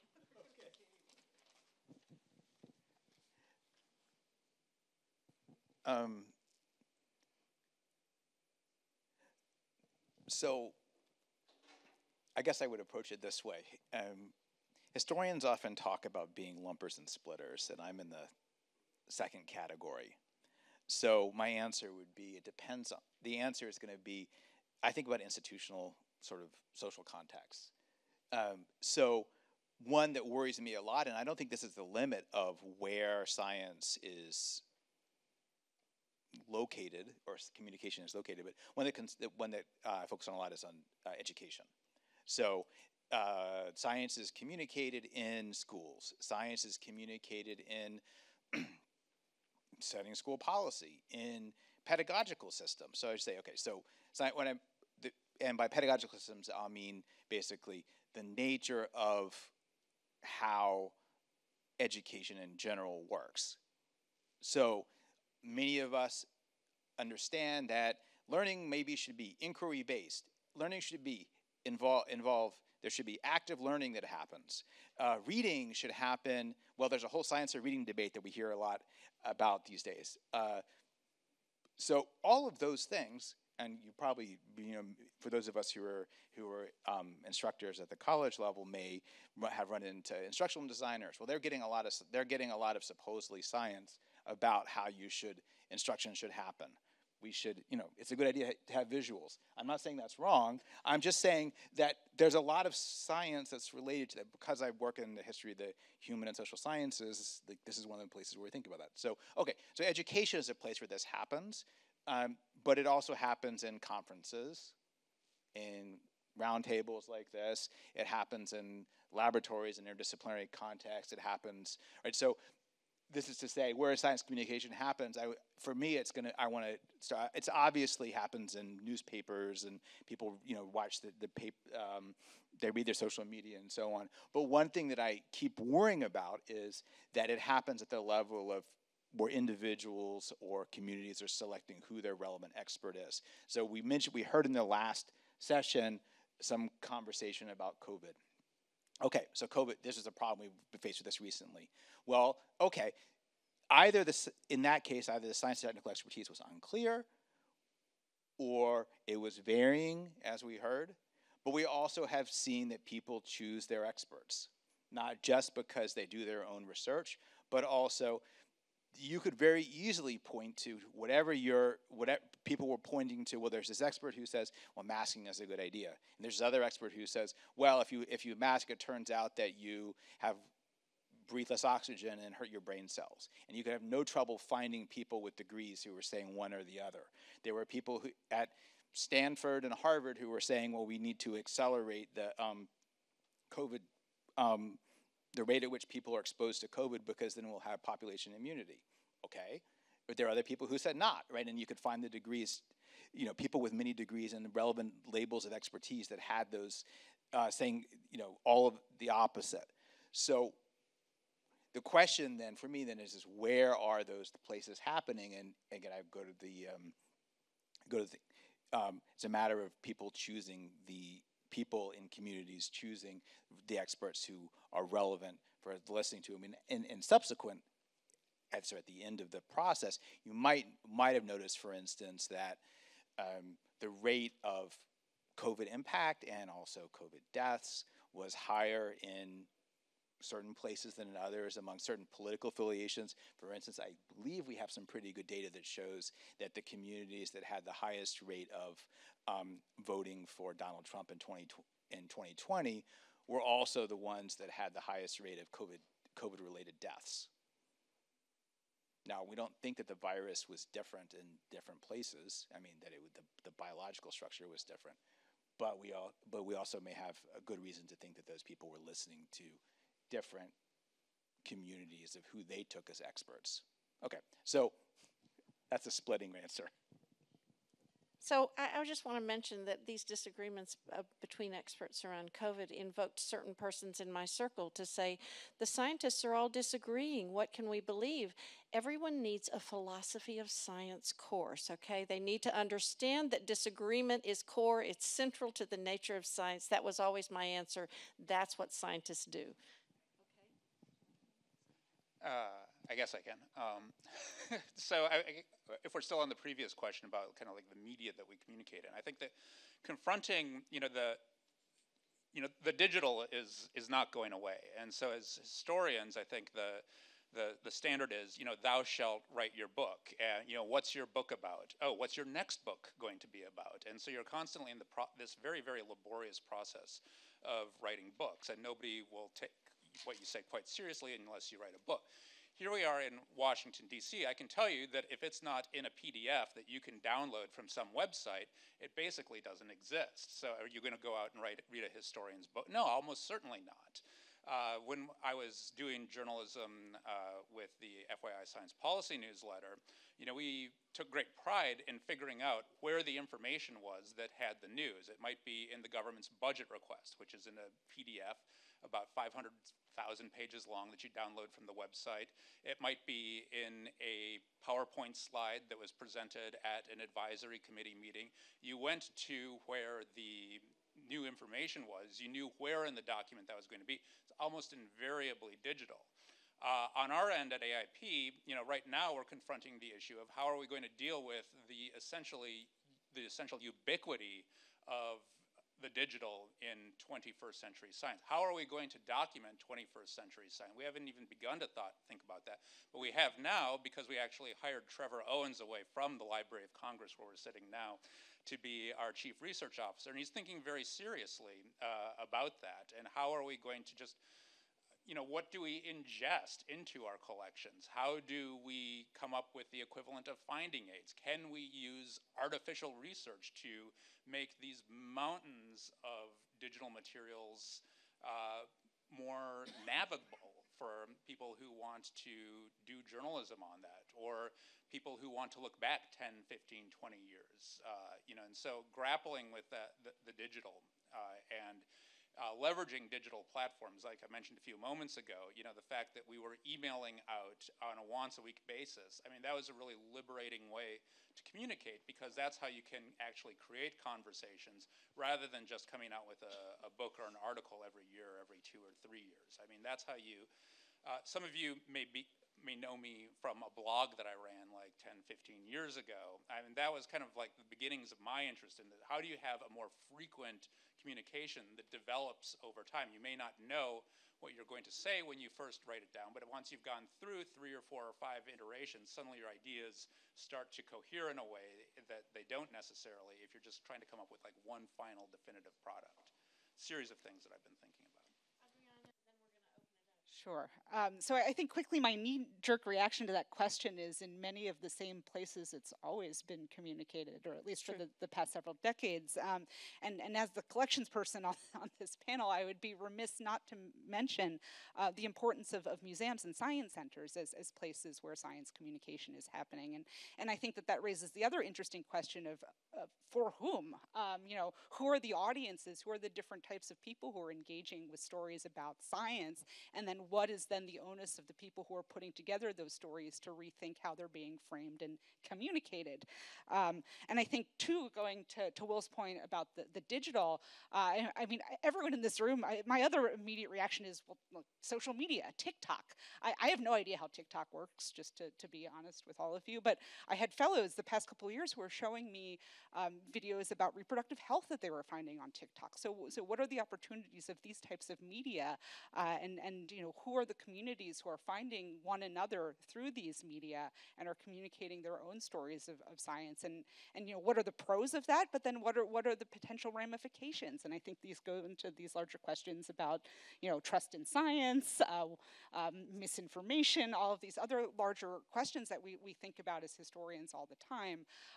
But it's kind of a double-edged sword. On the one hand, technology is great because you can connect people, you can find people who you may not have been in communication with previously, but then it makes it very, very easy for information that may not be accurate or may be dangerous to spread. I think we'd like to see comments or questions from you, Evelyn. Here it comes.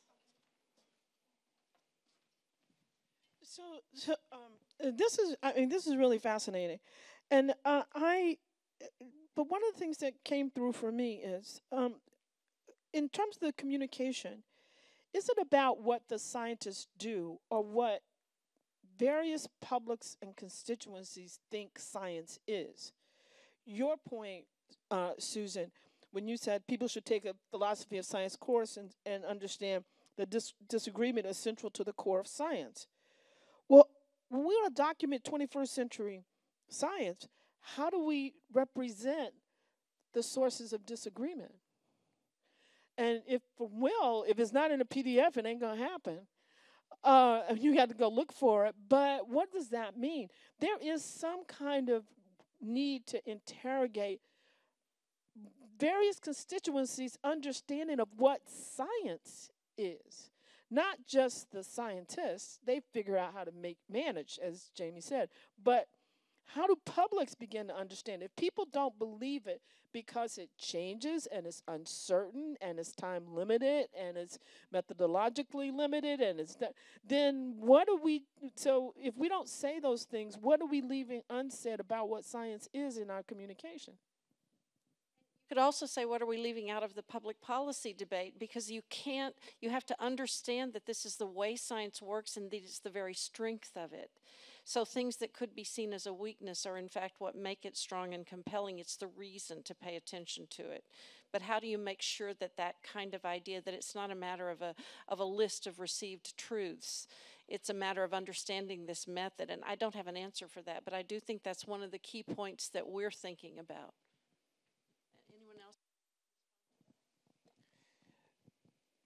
Yeah. Okay, so I think we have actually, so I mentioned education before. I think we have some history of doing this, and I think maybe we could do it better. So a current thing that I'm working on right now is science education standards produced by the National Academy of Sciences for, I think they did it in '93, and then again in 2006 or 10, I forget which. A key part of that, of both National Academy of Science standards for science education from, at least from middle school through high school and also college, included a component on understanding the nature of science. This component involved philosophy of science as a major criteria for assessing whether or not junior high school and high school science curricula were effective. In addition, this is again, what's has been exciting to me and interesting about this is that those standards about what science is developed out of social scientific, psychological understandings of discovery and inquiry, not about understanding science as a bunch of facts that are handed down from somebody else. So this is a kind of investigatory process.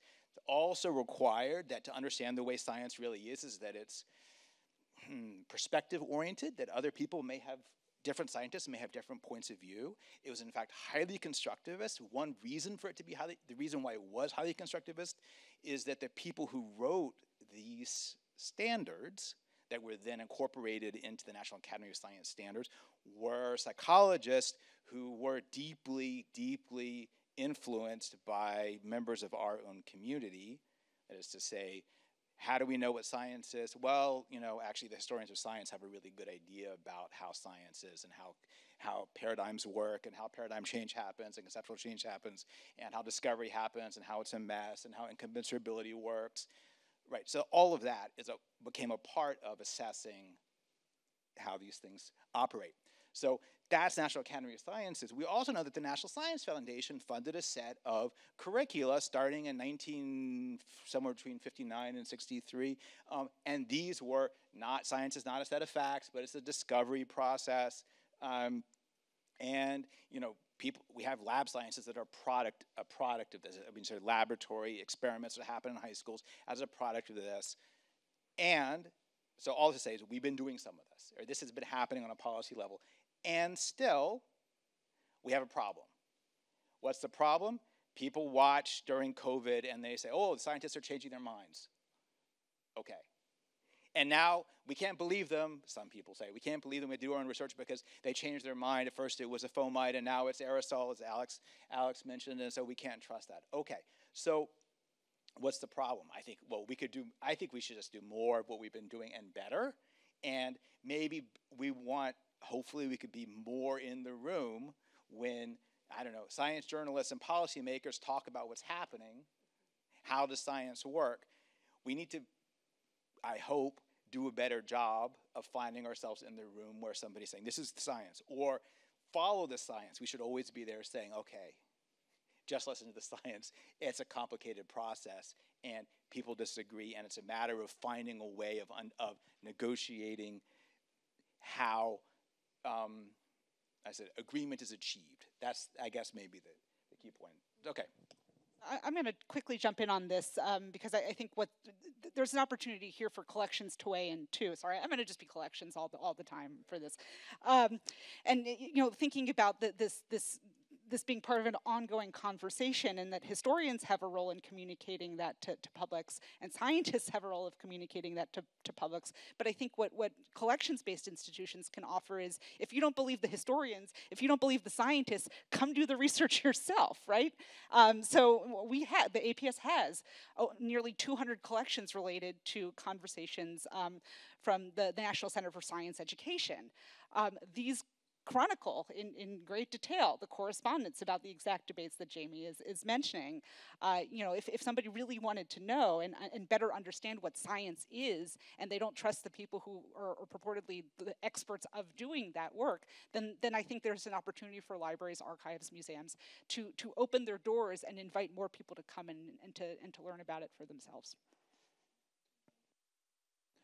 Yeah, I guess I would just call back to kind of the previous panel. I mean, when we look at, say, resistance to scientific conclusion, we're going to find an almost infinite variety of flavors to that. Maybe you are not trustful of some scientific fields, but you are others, or certain kinds of claims within those fields, or maybe in certain circumstances, but not others, or maybe you're coming at it from a left-wing or a right-wing perspective, or a certain religious perspective. And so I think we can, as historians, I tend to be more of a splitter than a lumper myself, so I think that we can and should catalog all those things to the best as we can in partnership with anthropologists and whatnot. At the end of the day, though, when we want to go to communicate that, I think what Alex said in the previous panel, maybe we got to come up with a handful of takeaways that are more nuanced than what's out there right now, but that you can still kind of wrap your head around. Well, as we've said before, we're here because this year is the 100th birthday of the History of Science Society. We've been around for 100 years, and there's a lot of history to talk about with the Society, and we're going to be hearing about some of that history toward the end of today when our editors of our journal, ISIS, talk about what they learned putting together the centennial issue of our journal. But right now, we want to turn to our current president, Dr. Evelyn Hammond, to talk about the current state of the field and where the field could be heading, what the challenges are that the field faces, and what opportunities there are for a history of science. So let me give a full introduction to Dr. Evelyn Hammond. Over the years, our society has had some truly exceptional presidents, and Dr. Hammond is no exception in that regard. She is exceptional. I'm not even going to tell you everything that she's accomplished in her career, but even just these highlights take up a full page. So here we go. Professor Evelyn Hammond is the Barbara Gutman Rosencrantz Professor of the History of Science and Professor of African and African American Studies and Professor of Social and Behavioral Sciences at Harvard University. She's 3 professors. Professor Hammond has published articles on the history of disease, race, and science, African American feminism, African American women, and the epidemic of HIV/AIDS, analyses of gender and race in science, medicine and public health, and the history of health disparities in the U.S. Professor Hammond's current work focuses on the history of the intersection of scientific, medical, and socio-political concepts of race in the United States, and she's currently the director of the Project on Race and Gender in Science and Medicine at the Hutchins Center for African and African American Research at Harvard. Professor Hammond holds a BS in physics from Spelman College, a BEE in electrical engineering from Georgia Tech, and an SM in physics from MIT. She earned her PhD in the history of science from Harvard University, and she's held many distinguished fellowships, served as a Sigma Psi distinguished lecturer, a visiting scholar at the Max Planck Institute for History of Science in Berlin, and a postdoctoral fellow in the School of Social Science at the Institute of Advanced Study in Princeton. Professor Hammond was named a Fellow of the Association of Women in Science in 2008. In 2010, she was appointed to President Barack Obama's Board of Advisors on Historically Black Colleges and Universities, and in 2014 to the President's Advisory Committee on Excellence in Higher Education for African Americans. Now let me catch my breath for a second. At Harvard, Dr. Hammonds has served on the President's Initiative on Harvard and the Legacy of Slavery, the Faculty Executive Committee of the Peabody Museum, and she chaired the university-wide steering committee on human remains in the Harvard Museum collections. She also works on projects to increase the participation of men and women of color in STEM fields.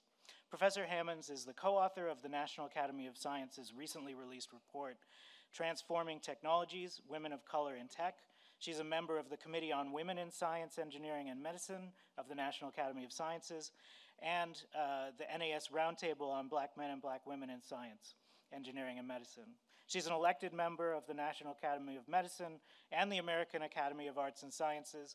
She holds honorary degrees from Spelman College and Bates College, and for the academic year of 2022 to 2023, Professor Hammonds was the inaugural Audre Lorde Visiting Professor of Queer Studies at Spelman College.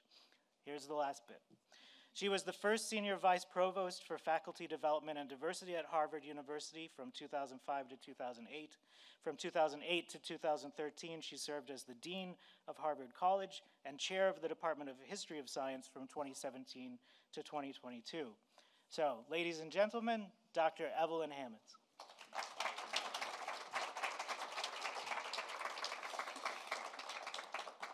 Thank you, Matt. I told him not to read all of that. So I'm really happy to be here in this conversation with you all today. And I thought I would sort of focus some of my remarks on the issue of why science, why history, why now, and the history of science society at 100 years, which is sort of, I will sort of reference more obliquely. So after these first two wonderful sessions, I'm delighted to be able to give some comments and reflections on the centennial of the history of science society. I think it's safe to say that except for people in this audience, usually many audiences that I speak to, no matter, don't know much about the history of science society or the history of science as an academic discipline. And usually when I'm asked what I do and I answer and say I'm a historian of science, even some of my academic friends and colleagues sometimes say, now what exactly do you guys do? So before I answer, let me begin. I want to thank the Kluge Center and the Library of Congress for the opportunity to talk to us today, to talk to you all today, especially about our field and why a field dedicated to the history of science and its cultural relations should matter to us all. So let me begin by providing a little bit of background about the society and its founding.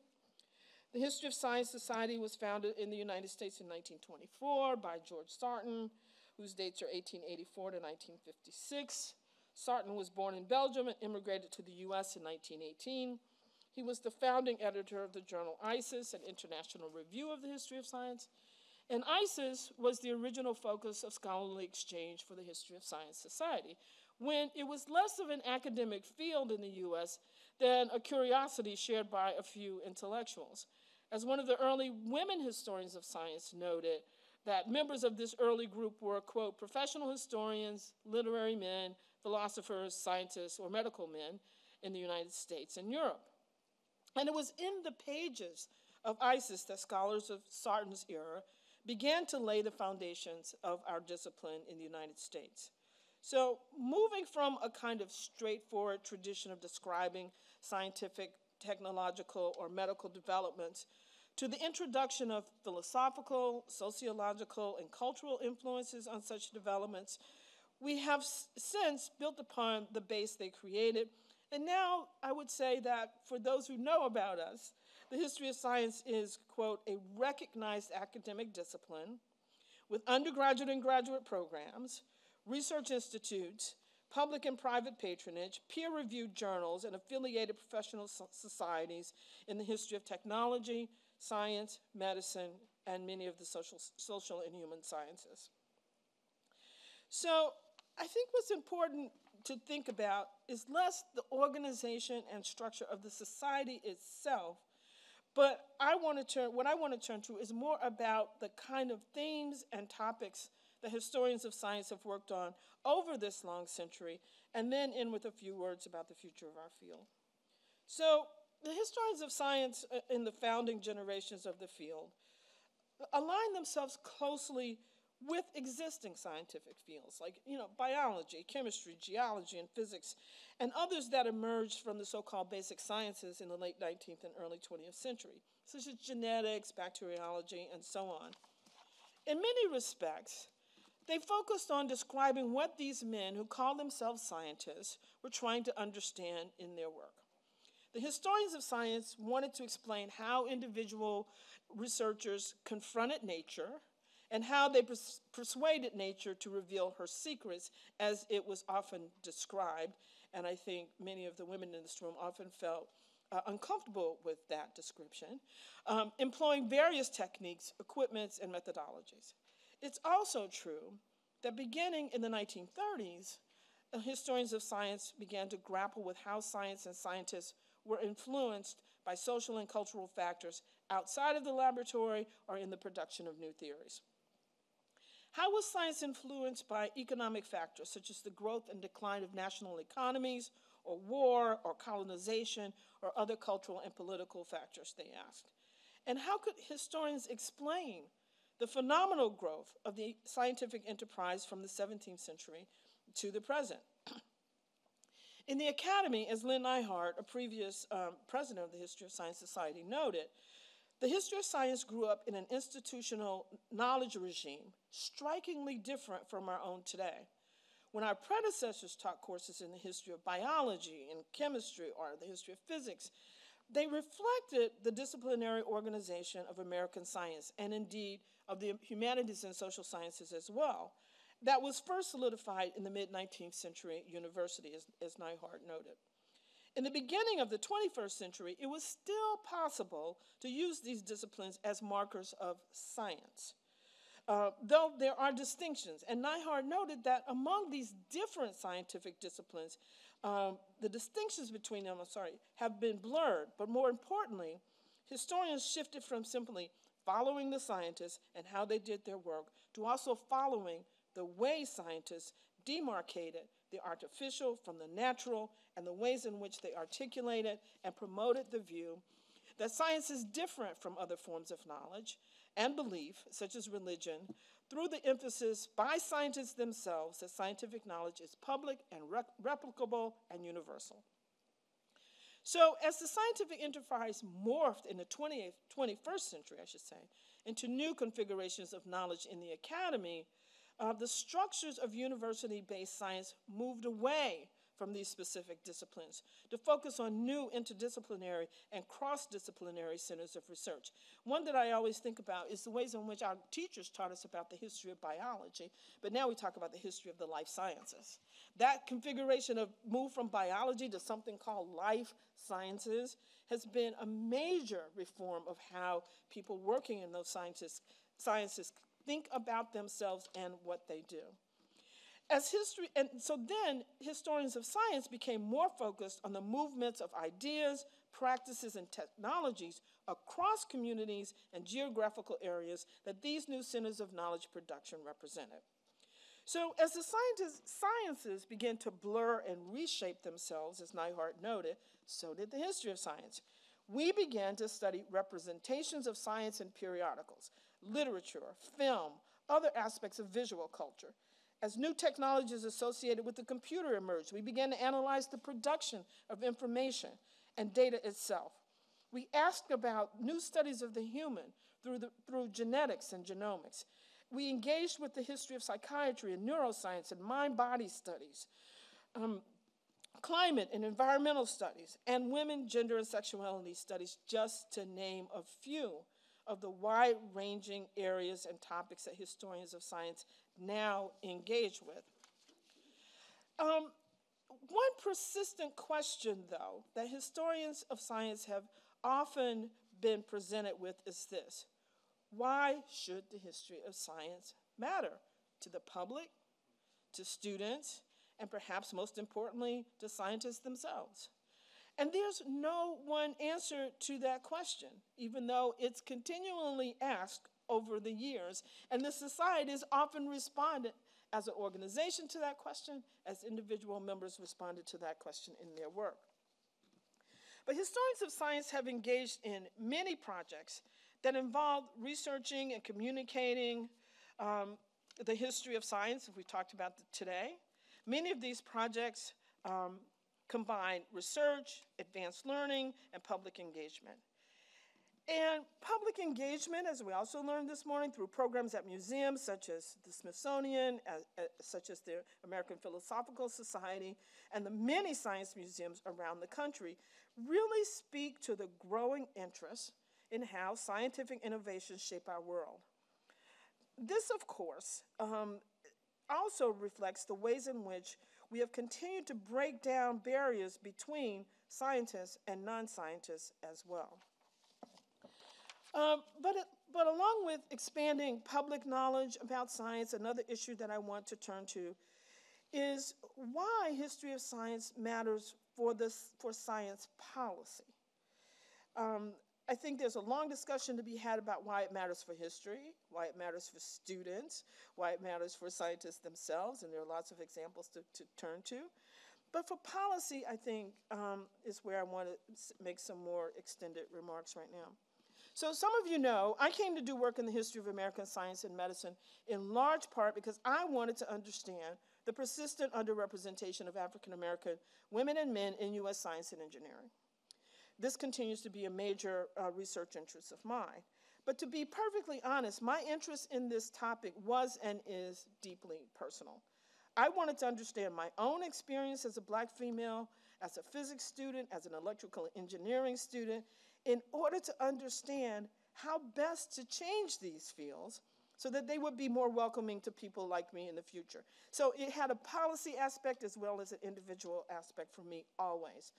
And my goal then, as it is now, was to help ensure that African Americans and other people of color could fulfill their potential as contributors to the production of scientific and technical knowledge. So I wedded this blatantly personal interest into a scholarly research project when I decided to do graduate work in the history of science. But when I entered the Department of the History of Science at Harvard in 1985, it was clear that such a project that focused on race, ethnicity, gender, and sexuality in U.S. science had no place in the formal study of the history or sociology of American science. So I took a number of classes from people like Everett Mendelsohn, a major figure in training historians of science and a major figure inside of the History of Science Society, who studied the history of biology and made really major contributions to that field. I did a lot of work with Lauren Graham, who studied the history of Russian and Soviet science, also at Harvard. And so I was trying to craft, through these kinds of courses, a space for something that one could call the history of race and science, the history of gender and science, and the history of sexuality and ethnicity. Because that didn't fit neatly in those formal categories. So I was making it up as I went along, and thankfully I had professors and mentors who thought that wasn't a bad idea for me to do, but they wouldn't let me write a dissertation about it. Because they said there's no field, Evelyn, so you can do it, and you're going to do it, but you're going to have to write a dissertation in the history of science that is recognizable to other historians of science. And that field was not recognizable as they noted. So historian of science Kenneth Manning had written a biography when I started my graduate training of the African-American biologist Ernest Everett Just, and it had just appeared when I entered graduate school. He was also a graduate of the Harvard History of Science Department. Willie Pearson, his groundbreaking work, Sociological Study of African Americans in Science, had just been published in 1985. Yet the publication of these works and the many positive reviews they received still was not seen in the fields of the history and sociology of science as opening up a new research area in the study of race and STEM fields. And certainly no graduate students in the flagship programs were being encouraged to take up topics in this area. So not surprisingly, the study of the history of women in American science was also in its infancy at the time. Yet one book was having a major impact on the study of women in science, and that book was Margaret Rossiter's prize-winning study, Women Scientists in America, Struggles and Strategies to 1940, published in 1982. Many people in this room read Rossiter's book? I see some heads nodding. Okay, good. And she also published a second volume, Women Scientists in America Before Affirmative Action, 1940 to 1972. I would say that it is almost impossible to understand the question of the underrepresentation of women in American science without reading these two books. In Women Scientists in America, Struggles and Strategies to 1940, Rossiter used biographical sources, archival materials of colleges, universities, government agencies, and a detailed analysis of reference works such as American Men of Science and Doctorate Production in the United States Universities, which was the group that ran from 1920 to 1960, to determine the strategies that women employed to obtain advanced degrees in science and to become employed in scientific fields in the period from 1890 to 1940. It's a story of breaking through one barrier after another, only to find new ones in their path, as one reviewer put it. In the early period, their fight was to win entry into doctoral programs in science at the time when the doctorate became necessary for any kind of serious scientific work. But even as women gained the PhD in the 1890s, they found that this prize did not result in greater employment opportunities in the academy or in industry. By World War I, she noted a pattern of territorial and hierarchical segregation characterized employment throughout the scientific world, while professional associations created membership hierarchies with qualifications for the upper ranks that excluded most women. The women who made it did so largely through the influence of powerful male patrons, and even then their success often came at later points in their careers compared to men. As one reviewer noted, though Rossiter's tale is one of, quote, evil deeds, blasted hopes, and wasted talents, women did succeed in earning the PhD in ever-increasing numbers, in part because of two related forces: the rapid professionalization of American science in the late 19th century, and the rapid expansion of educational opportunities for American women via the opening of colleges for women.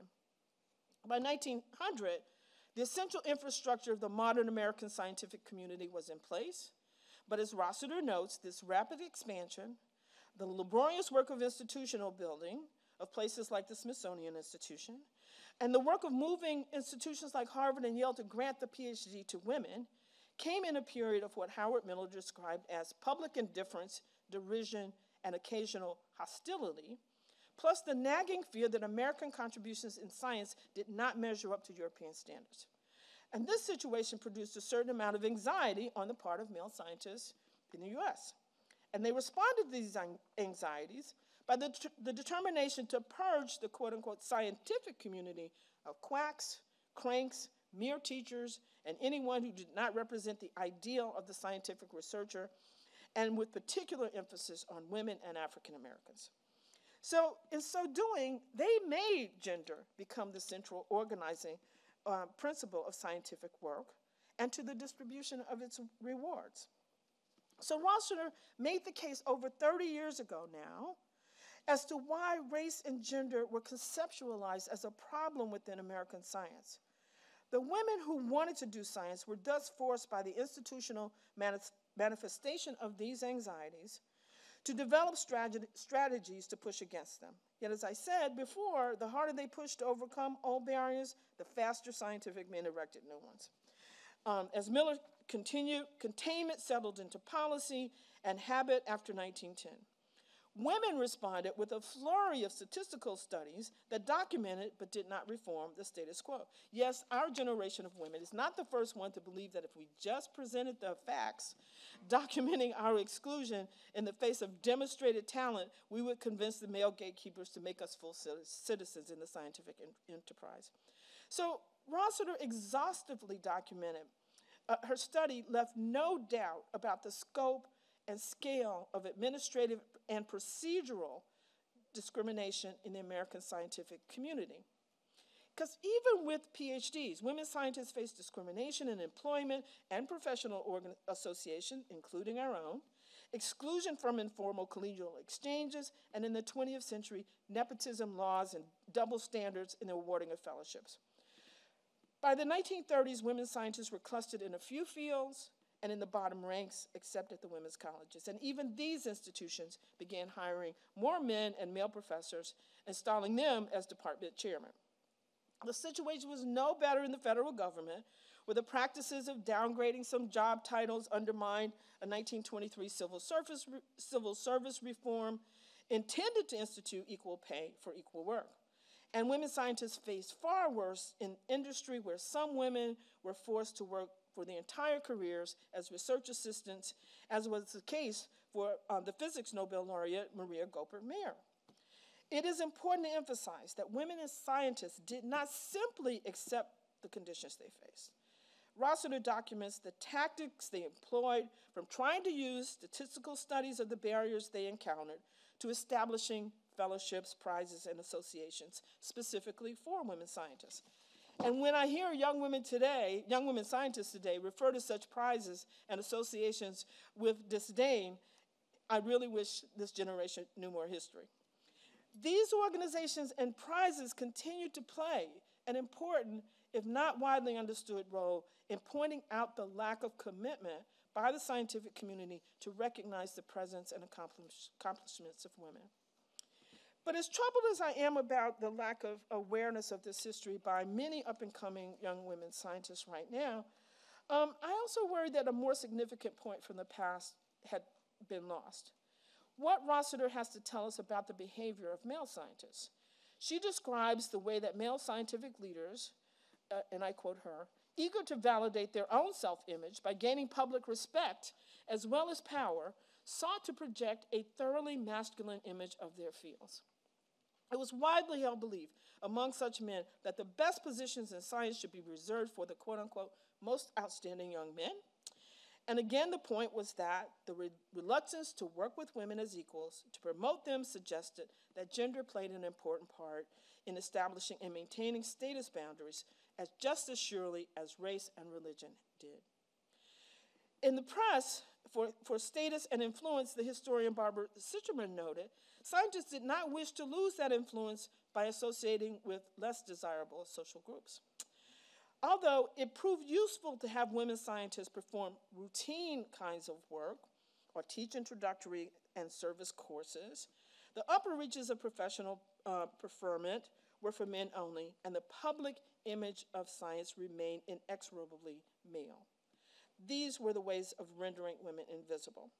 So Rossiter raised serious questions about the role of universalism in American science.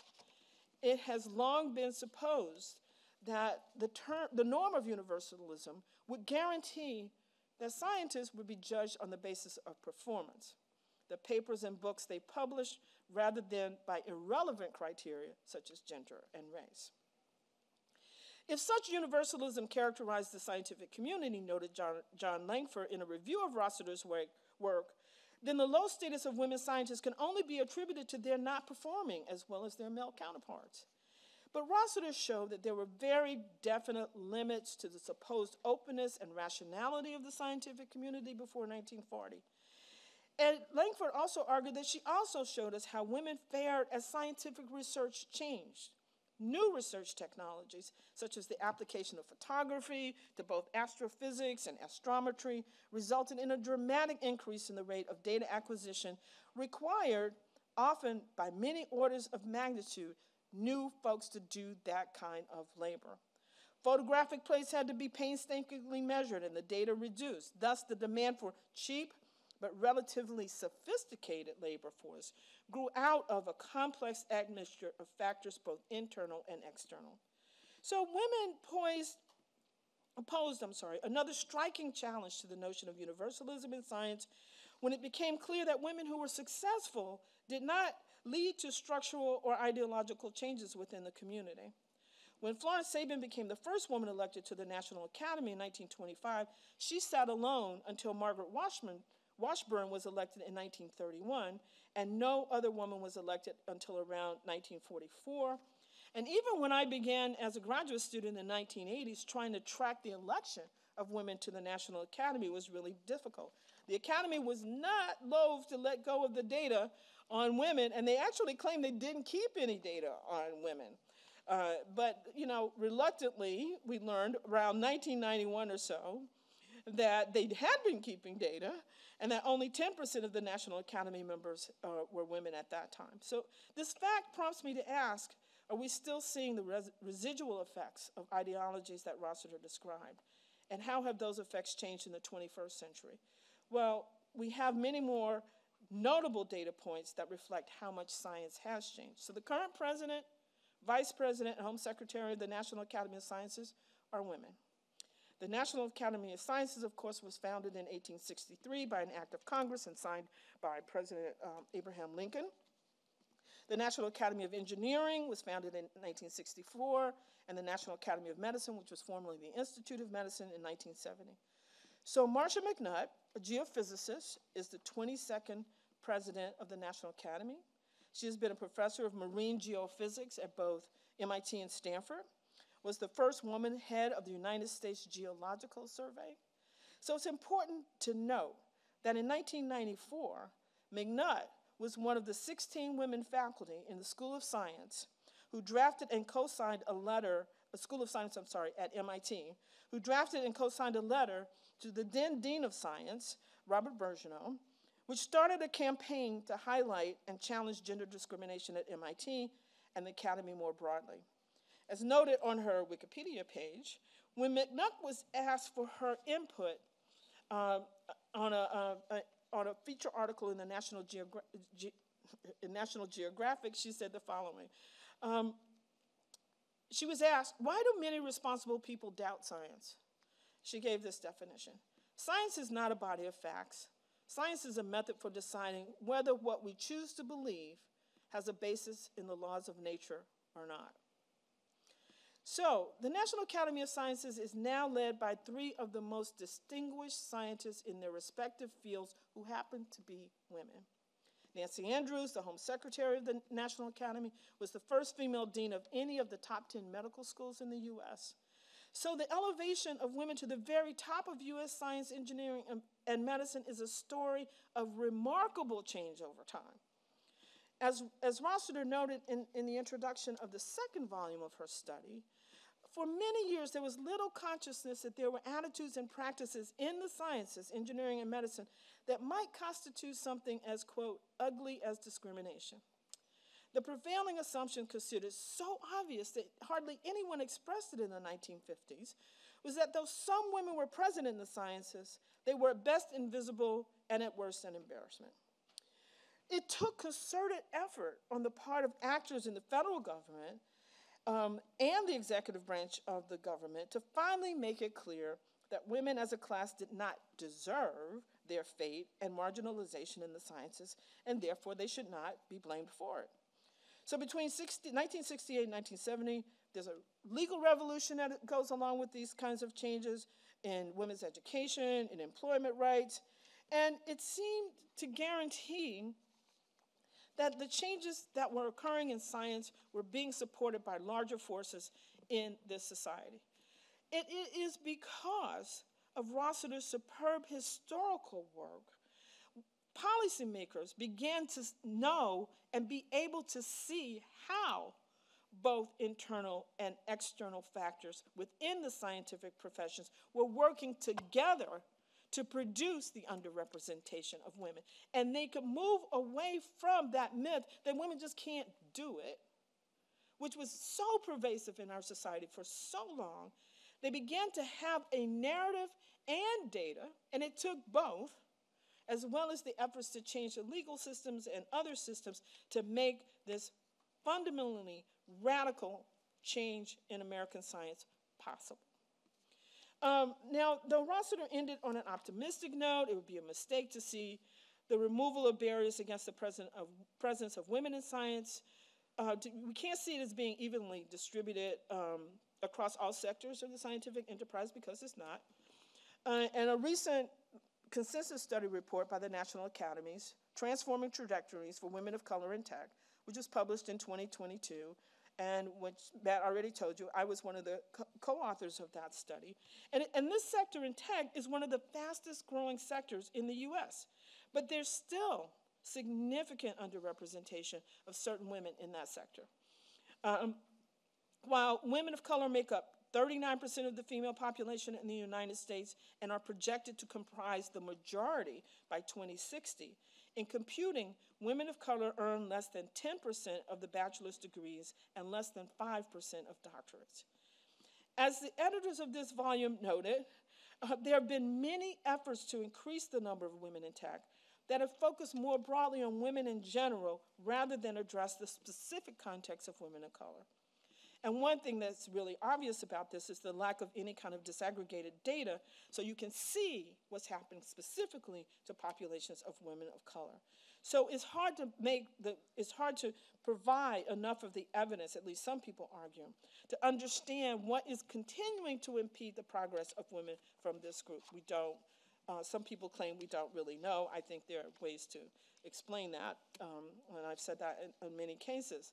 So recognizing the intersection of race, gender, and other social and cultural identities, and ways in which those identities interact with existing systems, we hope that this report will provide insights and inform promising practices with the potential to change the situation for women of color in tech. So we stand at this moment when there are stunning and new and rapid innovations in science and technology ahead of us, such as AI, and it becomes more important that we understand how the scientific workforce changes. What are those factors? What stands out? What's the signal over the noise? And the only people, I believe, who know how to do that work are historians of science. We read Rossiter. We read both volumes of Rossiter. We read all the other incredible work that historians of women in science have done who are located in the society. We understand how to interrogate science, medicine, engineering, and technology from the broadest possible perspective that we can find to illuminate the deep dynamics of the scientific process. And I want to say again, from inside and outside. And we, of course, have turned to more complex and capacious sets of themes today than when our society was born, and it would actually be unrecognizable to the founders of our society. We look at images of science and the social fabric, science, politics, and the state, the perils, challenges, and structures of academic science, the role of the military, science and public policy. What happens when societies experience pandemics? How does science respond to those things? We look at climate change, science fiction, and the imagined futures of scientific and technological worlds. We look at practice all the time. We look at global science, the global movement of certain scientific practices and processes through different cultural societies and nation states, on every aspect of what makes science possible. And despite what a distinguished scientist like Marcia McNutt said, science is much more than simply what scientists think it is. We are the voices of the people who speak those other factors. So as our colleague Dominique Pester and John Kriege wrote in their companion volume about the history of sciences, and I think they got it right. The sciences appear, after all, as systems enabling us to act on the material and social world. They are systems of values, enabling us to fix ideals and norms for the conduct of ourselves. They function as systems of representations, underlying discourses, and postures of authority. We now do far more than follow the scientists around. We ask what kind of practices are required to do science. And science has, of course, become the most influential knowledge system in our society to which social and political authorities can appeal. Or are they those things? How is scientific expertise enacted and defined, as we were talking about this morning? And science is also a system of institutions, including museums and science centers, that make deeply impenetrable elements of the material and social world legible and visible. And so I say this as the president of the society, that we need to think better about what we do and the importance of it in this increasingly complex scientific and technical world. I think early on in my career, the sense that the historians of science, if we worked with scientists, we should be deferential to their power, They get the big grants, we get the little grants. We get to answer a question or two at the end of their articles. All of that. Now, I think we have to flip the script to say, if you want this work to be legible in a more and more complex society, and we are more deeply dependent on what you all do in your laboratories and in the production of theories, just think about the outage that happened last week or so in the computer systems, right? And so we keep hearing, all we hear is it wasn't a security attack. It was a little problem of changing some software. And I don't know about the rest of you, but I went, really? I don't think so. But what it revealed, regardless of who claims the source of it, it revealed our profound dependence on this work, which means the kind of questions that we ask, the interrogations that we work on, have to be done if we're going to really have what I think this work in the history of science, I would have to say why I think it's meaningful to me. Because I think in a democratic society, everybody who has the talent and the capacity and the interest in doing science and contributing to this world that we're in, which is profoundly scientific in ways that no other generation of humans have had to deal with, then I think in a democratic society, we have to make sure everybody has that opportunity. And those of us who do it have to be clear about the role of exclusions in the production of that knowledge and ways in which we need to be more inclusive, including for this society as well. So I want to say that for me, it's a great pleasure to be the president of this society and to think about the work we are getting to do now, but more importantly, the need for us to be better promoters of our work, to stand for history, to stand for the possibilities and deep necessity of understanding our history, because we are on the cusp of worlds that we could have never imagined in the past. So thank you.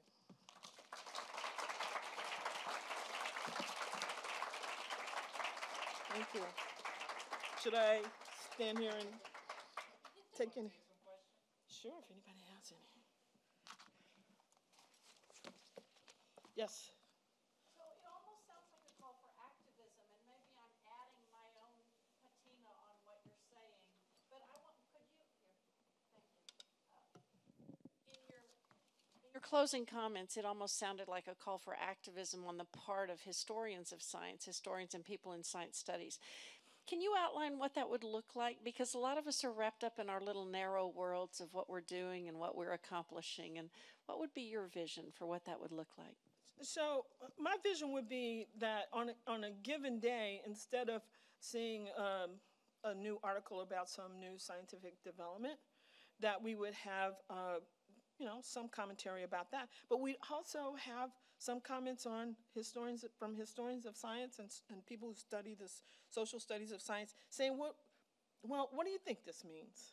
What could this possibly mean for our society? Of course, excuse me, as historians, we often say, hey, we don't live it, we don't do predictive work.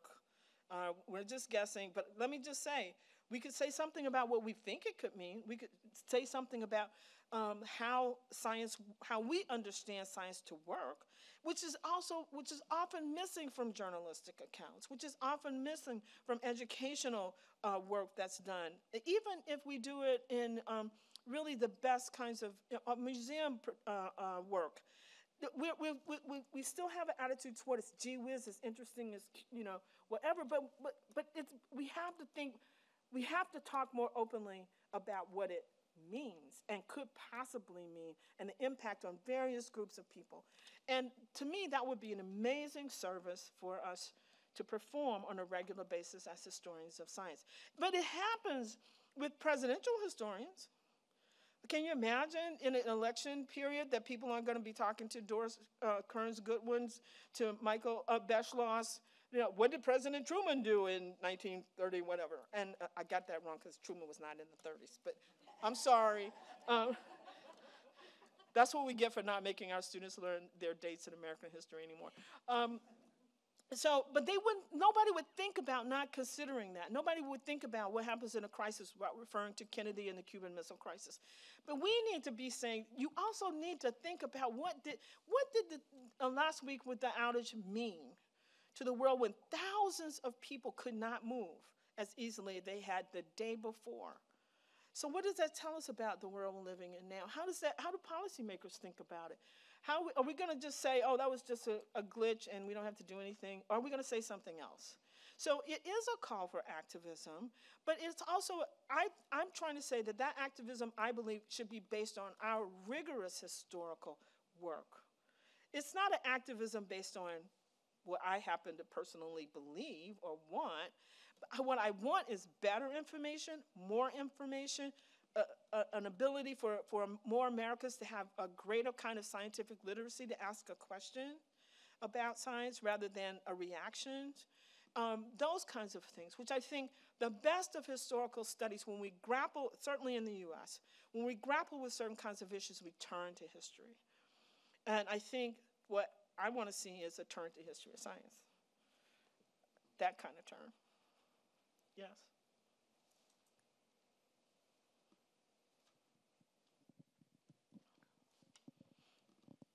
I want to connect to conversations in the last couple of sessions, especially about communication. I feel that the word history and historians have a particular meaning to us that is not meaningful to other people, even our students. Even our colleagues in other departments, they think that what historians do is that they create chronologies. I was told that that's what historians do. So when we try to say something meaningful, like whether it's in terms of regulations or communication about science, as there is a lot of response of why should we listen to somebody who merely offers a chronology. And when I answered to your question about, I was like, I had the civilization essayist. I honestly, it's just should I call myself a technology analyst instead of historian of technology? Maybe people will listen more to me. So I want to hear from you, and I also feel my courses, the courses that are titled History of something, get less students than courses that are titled without the word history in them. How do you think about this term? Do we rebrand ourselves with other terms? Do we take over and try to infuse history with other meanings and spread the new meaning of history? So my answer to that, and it's personal as well as my own professional perspective toward this, I think we should embrace history better as a methodology and a mode of analysis than run away from it. It is easy for people to do a shorthand and say, it is about something about chronology. That's why even our colleagues can sometimes say, now, what do you historians of science do? You don't really do science. And the kind of history that you all do is, it's most of the time not that compelling, even though we were talking earlier, Susan and I were talking about some of the books we read and some of the books that our colleagues produce are beautifully written, compelling narratives and stories that people need to know, have much more be much more widely read than they are. So I believe in embracing the history, to expand it, to get students to understand that it is, that when we are teaching a course in the history of science, it is not just the chronology, it is teaching you how to understand how we got here. How is science made? How is it unmade? How does it expand? All of that, which if those in history of science at Harvard, a lot of our students are joint concentrators between, say, history of science and a basic science field or a burgeoning science field, neuroscience, systems biology, all these different kinds of things.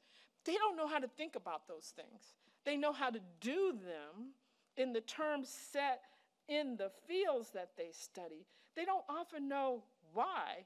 The question that the tools and methodologies they are learning are interesting, or what they are supposed to produce, and why those kinds of questions. I think we teach them to have a more expansive and more complex understanding of the work they actually do, and it's really important that they have that now, because what they do has such great impact on our lives in different ways. I think, so I say that with some passion, because it concerns me when they don't know those questions, okay? So now, because of certain kinds of federal regulations and support from various entities, that historians of science be embedded in certain scientific projects, right? So some of you have been dealing with this situation. I get a call This guy says, Professor Hammonds, we got a huge NIH grant to study the brain. And I'm like, oh, well, that's great. But we were told we'd probably need to talk to you about issues of race. I said, why? Well, you know, the brain. And I said, what's your question? The question was, I said, if you're calling me to talk to me about black brains and white brains and brown brains, I am not interested in that question. And I don't think you even know what that question is when you raise it. And, you know, he was very upset with me. Then it was a postdoc, and then the principal investigator called. And I said, I'm trying to ask you a question. What question do you want to understand about variation in human brains? Is that your question? And he said, oh, can I put that in my grant?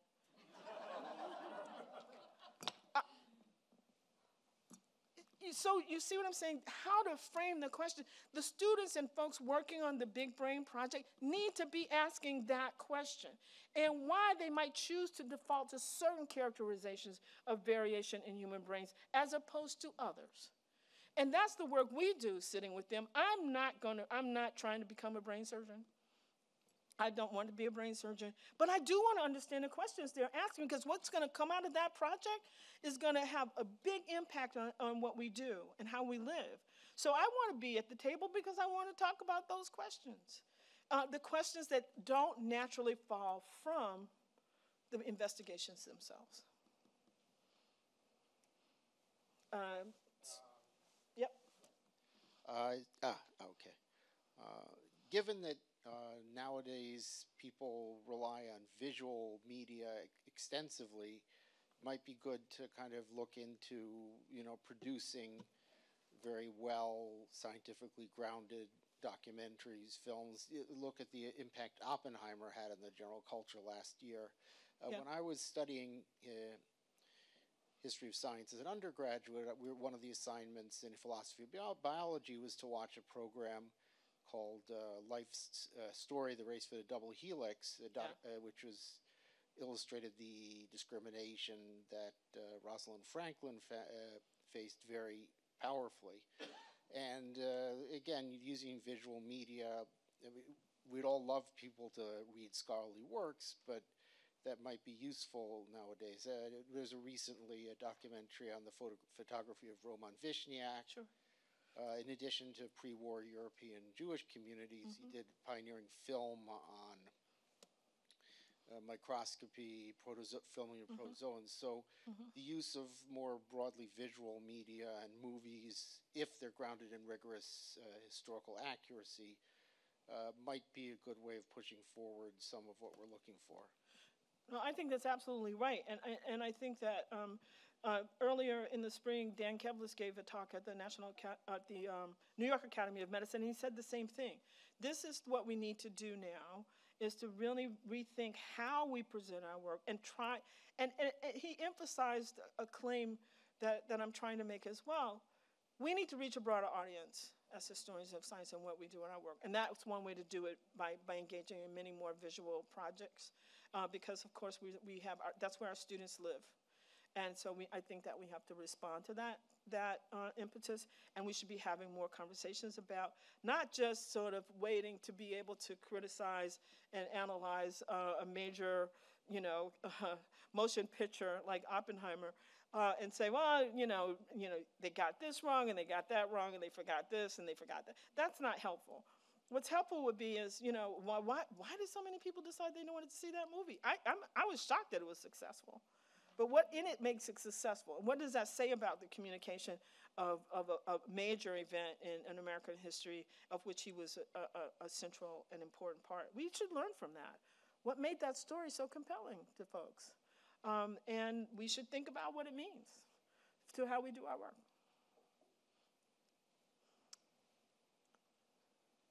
That's one more. Hi. I got into history of science. I kind of fell into it in my undergrad. And I think I was really shocked because in science, you learn history of science, quote unquote, but it's more just like, this guy's wrong, this guy's right. And I wonder if that kind of education, especially in younger levels, is kind of setting us up in a bad position, and if history of science should be taught more at an elementary level? I don't know if I can think of it as elementary, but I do think that we should promote as I said before, promote the ways in which we ask people who are studying a particular science to think about the science beyond the just being able to master particular techniques and methodologies and publish papers properly and data analysis and all of that to ask. There's another set of questions you should ask as well. So that's where I'm coming from with respect to that. But you meant elementary school. Yeah, like younger. I don't do a lot of K through 12 work, but what I do know about it and what I think about it is that it's time to sort of have a step back and think about what I guess I hesitate on trying to say something that I have an answer to that part of the question, because I am confused and still trying to sort through why 3-year-olds can really take your iPhone away from you and do stuff. I'm like, what is it they know? Why can they do that now?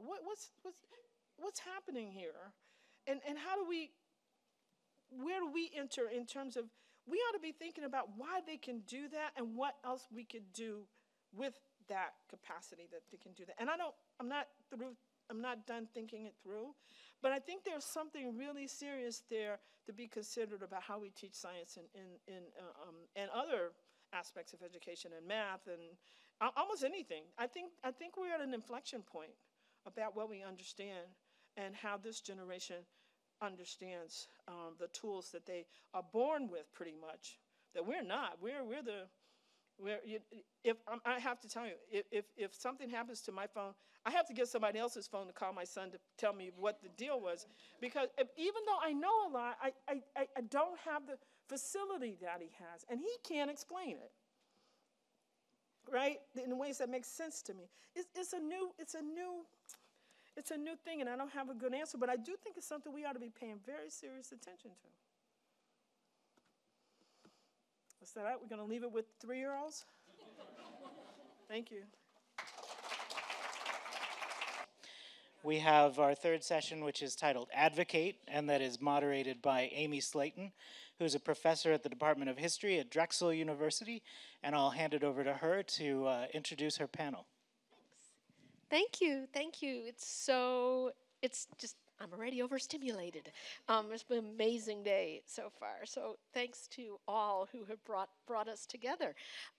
This is the third panel after Regulate and Communicate, and the title is Advocate. And I will just say that I was voluntold to be the moderator, which I'm happy to do, but we're going to try and sort of share a whole bunch of ideas among ourselves and with you. We found when we started talking to one another that we have very different ideas about the concept of advocacy in our discipline or adjacent to our discipline. But we have a lot of shared curiosity, we have some shared vexations, and we thought a good structure might be if we could take turns and each share a question or maybe a vexation that we have around the term, then respond a little bit to one another, and then open it up and speak with you. So again, we'll share, each of us will share our question about the idea of advocacy. We will offer some responses to one another, and then we'll chat. So yeah, and I'll just work our way across. Karen, do you want to start us off? No? Okay, shall I start in the other direction? I'll do that. Adam? Okay. Oh, I'm sorry, I should introduce our folks. Adam Biggs will join us first. So I wasn't planning to start us off, but I'll start us off. I think the question that I kind of found myself coming to as a result of our email exchange was, and I think this is something that I got a sense we were sympathetic to, is whether or not the university is actually the best institute to serve as a foundation for advocacy, right? And that when we think about the history of the university and the role that it plays in society, the narrative that universities often use is it's about personal growth, it's about social economic increase, like you'll make more money after you've been here. These are very much those sort of myths, right? Because the work of DeVarian Baldwin, Craig Wilder, just to name a couple of people who have done studies on this, really talk about universities in much more neoliberal terms, right? So universities are very effective institutions that are aimed at exploiting labor, right? They're very effective institutions in terms of usurping public lands, right? They're very effective tools of like colonization and moving impoverished black communities, communities of color out, right?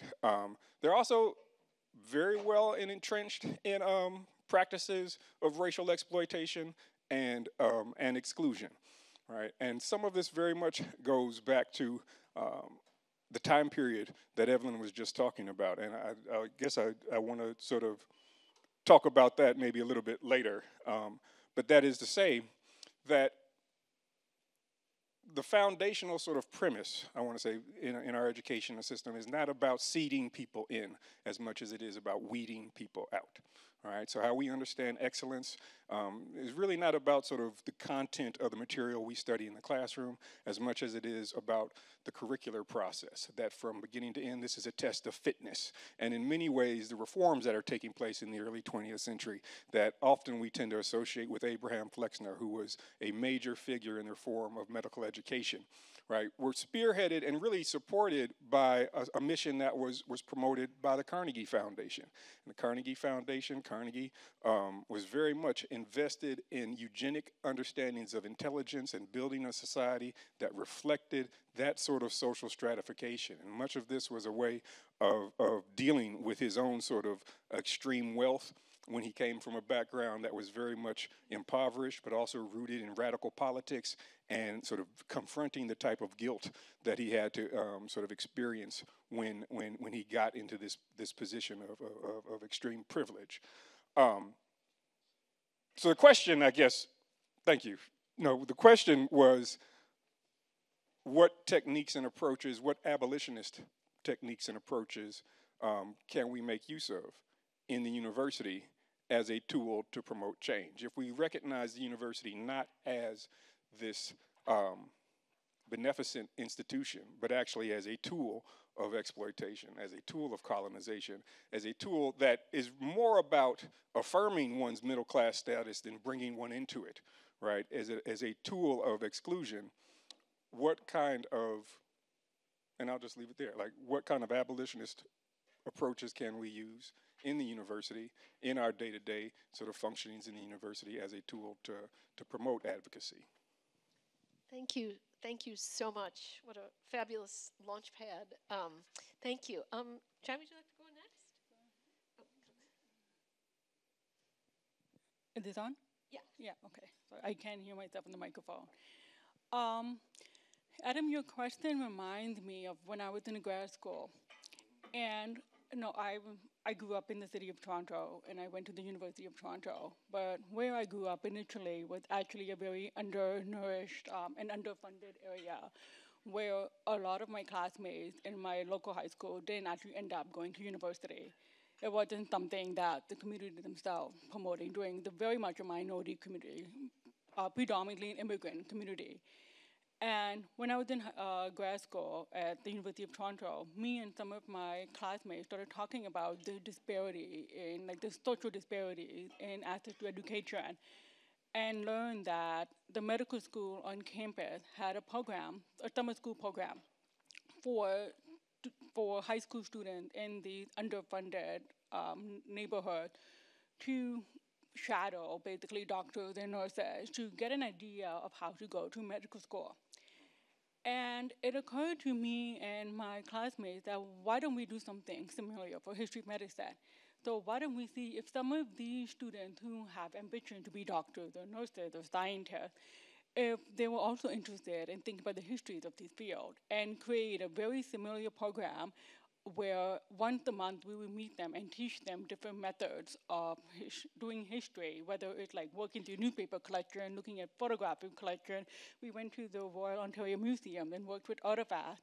And at the end of the year, they put the poster presentation in alignment with a yearly conference on public health that was funded by the Dalai Lama Institute of Public Health.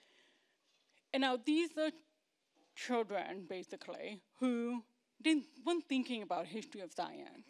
Like it wasn't something that even came up in the attention span. It wasn't something that was discussed in school. And moreover, there were also students who did not have these opportunities to excel in different kinds of programs. So most of them didn't even know a program like this existed.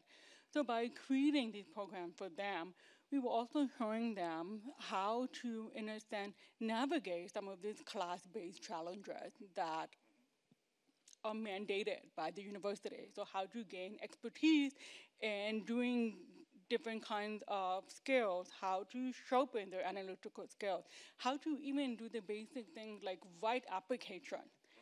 And I thought this was a really good program to address underrepresented communities and show how immigrant communities especially could access these predominantly middle-class elite spaces and still succeed.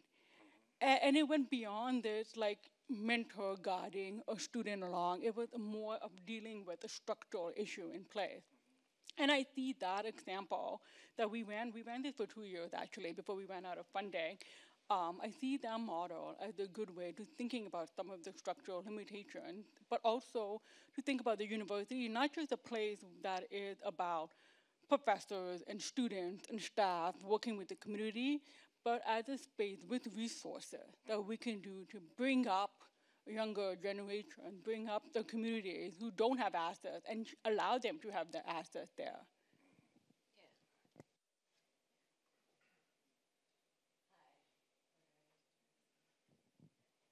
Is this on now? Thanks.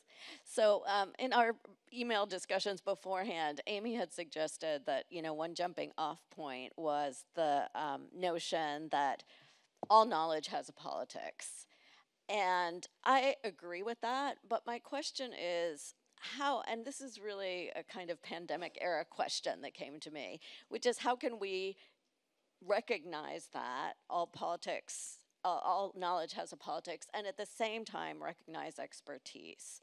And I'm wondering if we can get to a notion of expertise as kind of experience, not as something that scientists have or that academics have, but as something that any activity demands, right? We all have experience in doing things and we acquire sorts of expertise through that. And I was working on a project right before the pandemic, which was a controversy that took place in Mexico, where some human remains were found in a church in a village. And I initially thought of this as a study of, and there was, so a huge debate erupted about whether the remains, they were said to have belonged to the last Aztec or Mexica emperor, Cuauhtemoc. And then the controversy was, were they his remains or were they not his remains? And it was very much, a debate along the lines of what you were mentioning earlier, like who has the right answer, right? And I was interested in thinking about how questions of nationalism and racial identity were used in this, or played out in this debate. So the people who defended the view that they were the remains of Cuauhtemoc were seen as defending a view of Mexico that as an indigenous nation, whereas the other group, the opposing group, was seen as viewing Mexico as primarily a Hispanic or Spanish nation. And this is how I first approached the problem. But then I became, during the pandemic, very interested in this question of, how is truth established? How do people come to understand what is true? And really my answer to this question about how we can recognize the politics of knowledge and is that we really need to think more deeply in a more nuanced way about how politics infuses knowledge. So it does so in a number of different ways, right? It's about the questions we ask.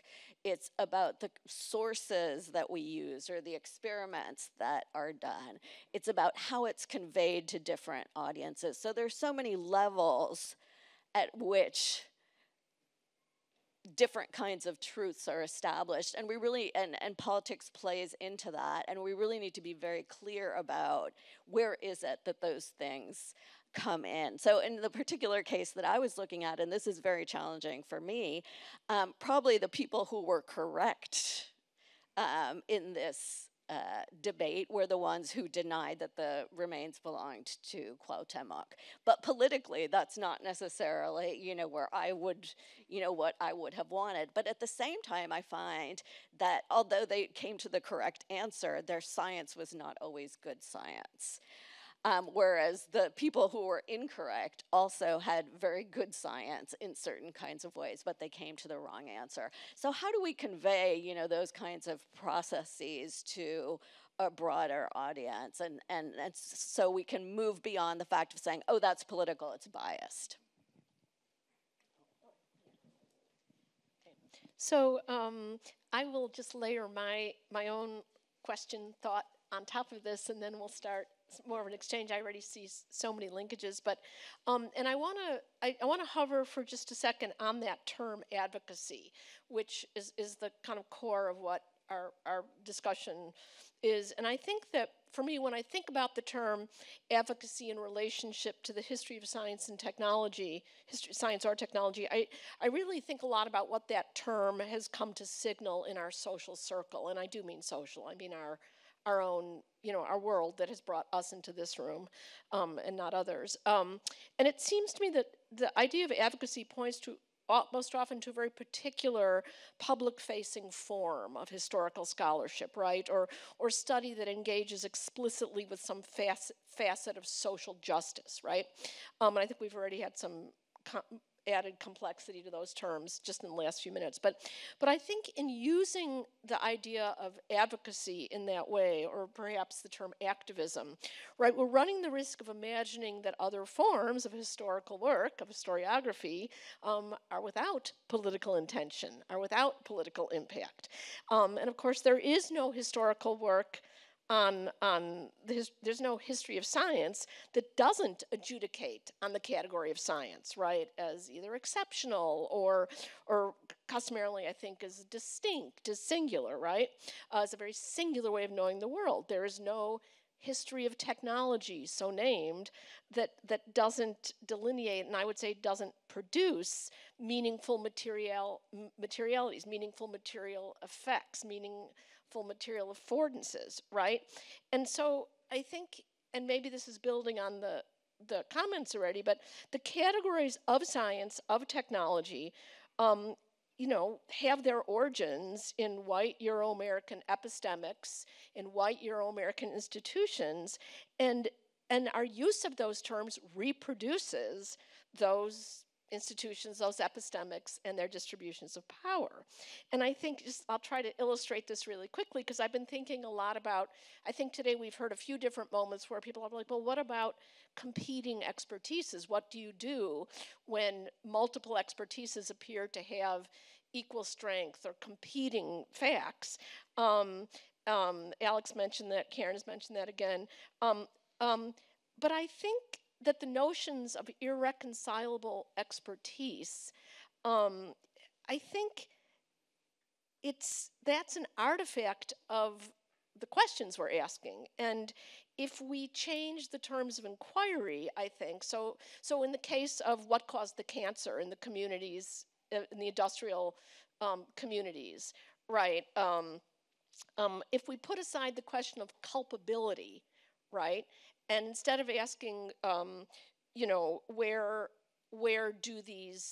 what chemical exposures brought these cancers to these households, right?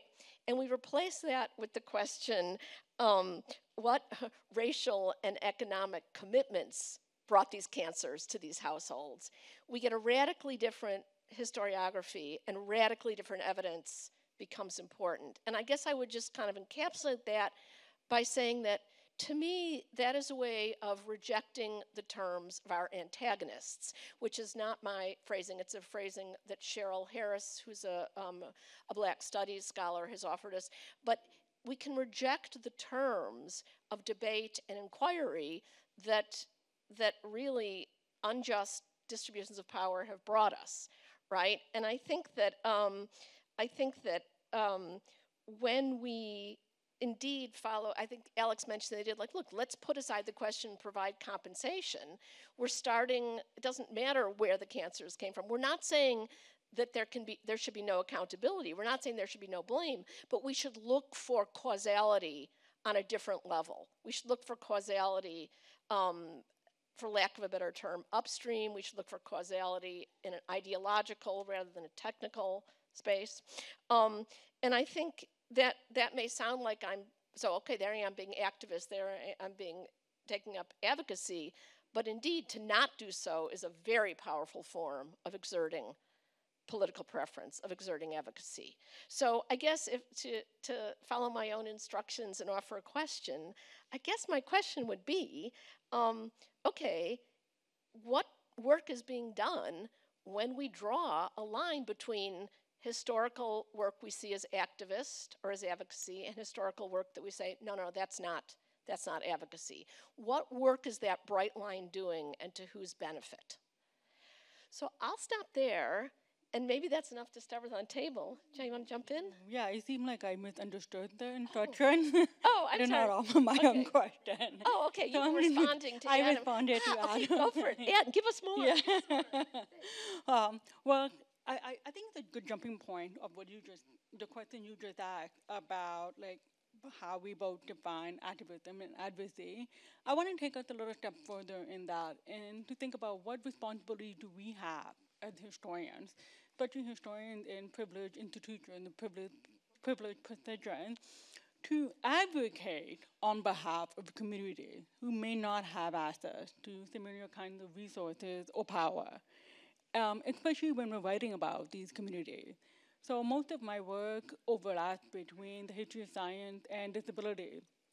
And disability studies had this one very prominent methodology, which is nothing about us without us. And we should try to very consciously center the lived experiences of disabled people. And I bring that in any encounter I think of, like if I'm having a meeting, who's missing in the space? Is the space accessible? And so forth. What do I have to do to make the space accessible?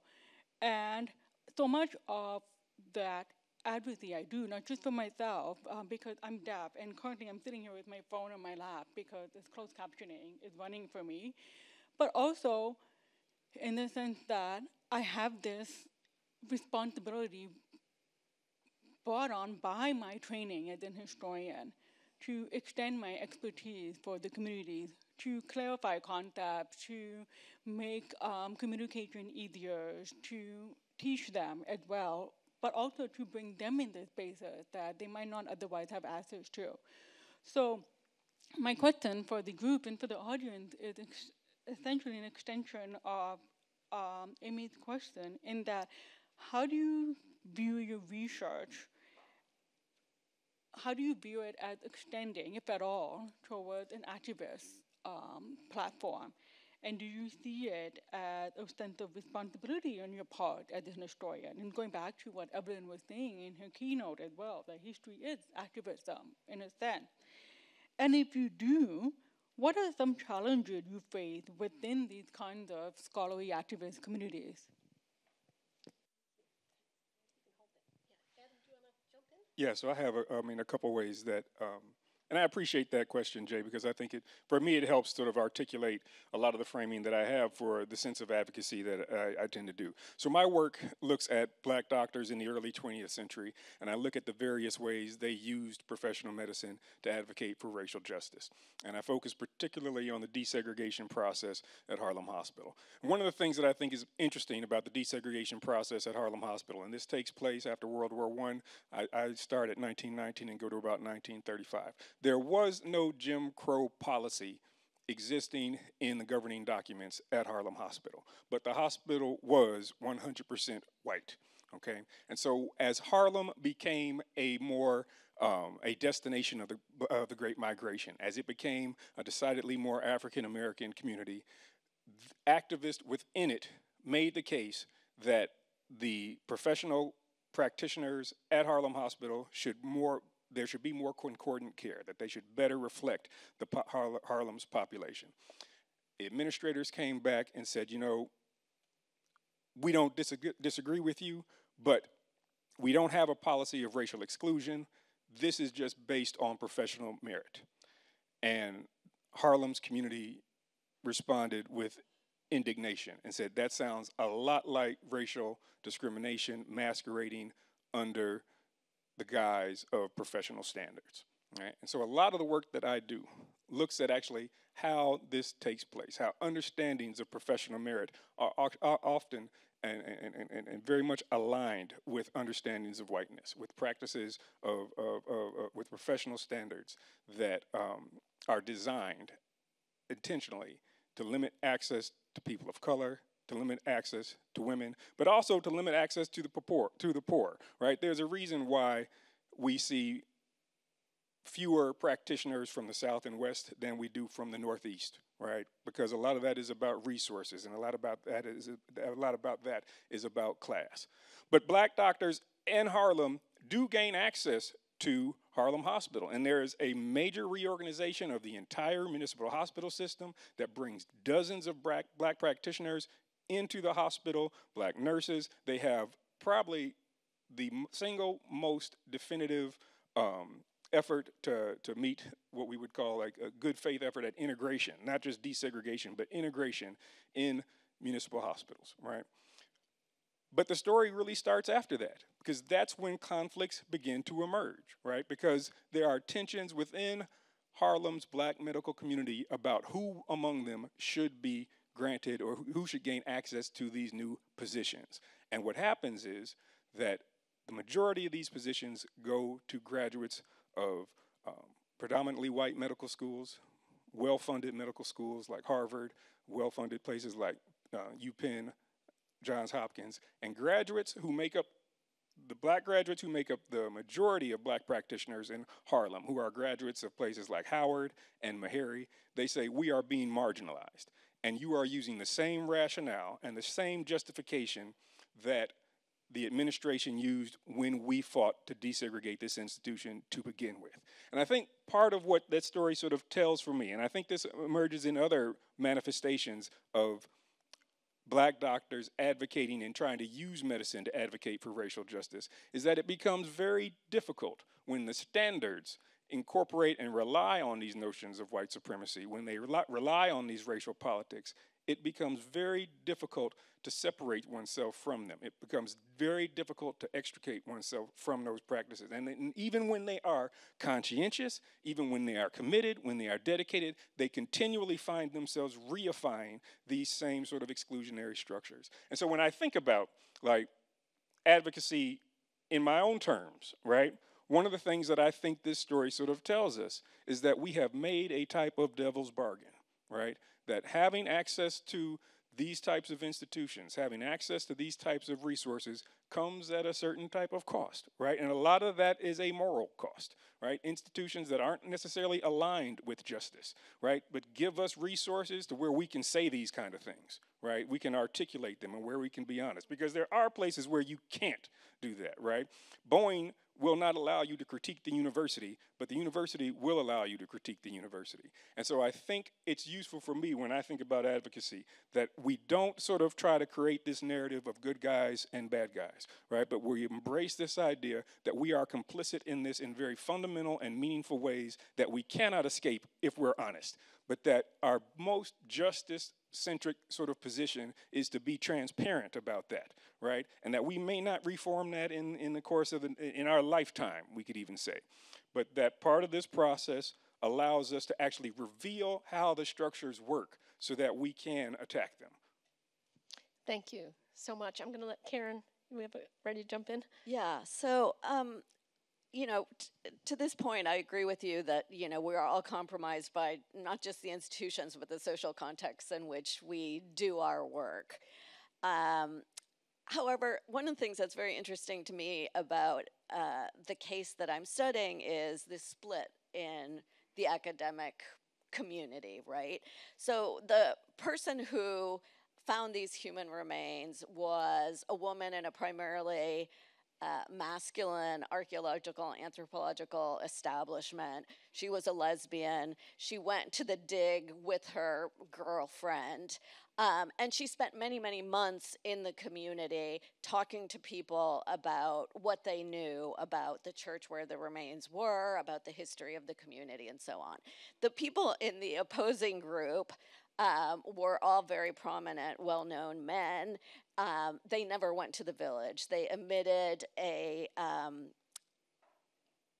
opinion without going there. And one of the reasons that they weren't able to, that they didn't dig deeper is because the villagers didn't want them to. So when some archaeologists visited the village, they wanted to see the remains in the sunlight because it was dark inside the church, and the villagers did not allow them to do that. So I just, I say this to say there's, they all worked for the same institution, right? But they had very different experiences within the institution, and they were also able to forge very different kinds of alliances with the village where these remains were found. So, just. I think there's tensions between experts that's coming up here, whether the villagers and the archaeologists, or when we have competing ideas about whose expertise matters, remind me of a phrase in disability studies, and that is access friction. And access friction is used to explain when people have different opposing needs. So one common example would be, mask mandates in the same space as people who liberate. So like whose access needs matter more, and like how do you balance that, and how do you create an equitable space? But Amy Hamriel, who does HDS work, they argue that we also have to think about assets as friction, and that all kinds of assets, and I would actually argue knowledge and maybe expertise as well, involve some kind of struggle, like some kind of need to claim that this perspective or this privilege, this type of knowledge matters more than the other in order to access that knowledge. And in some cases, we also need to honor the legacies of the work that people did in the past. So Hamriel talks about assets as friction in terms of thinking about curb cuts. So curb cuts were introduced partly the response by protesters. Like they literally smashed curb in order to create assets for themselves.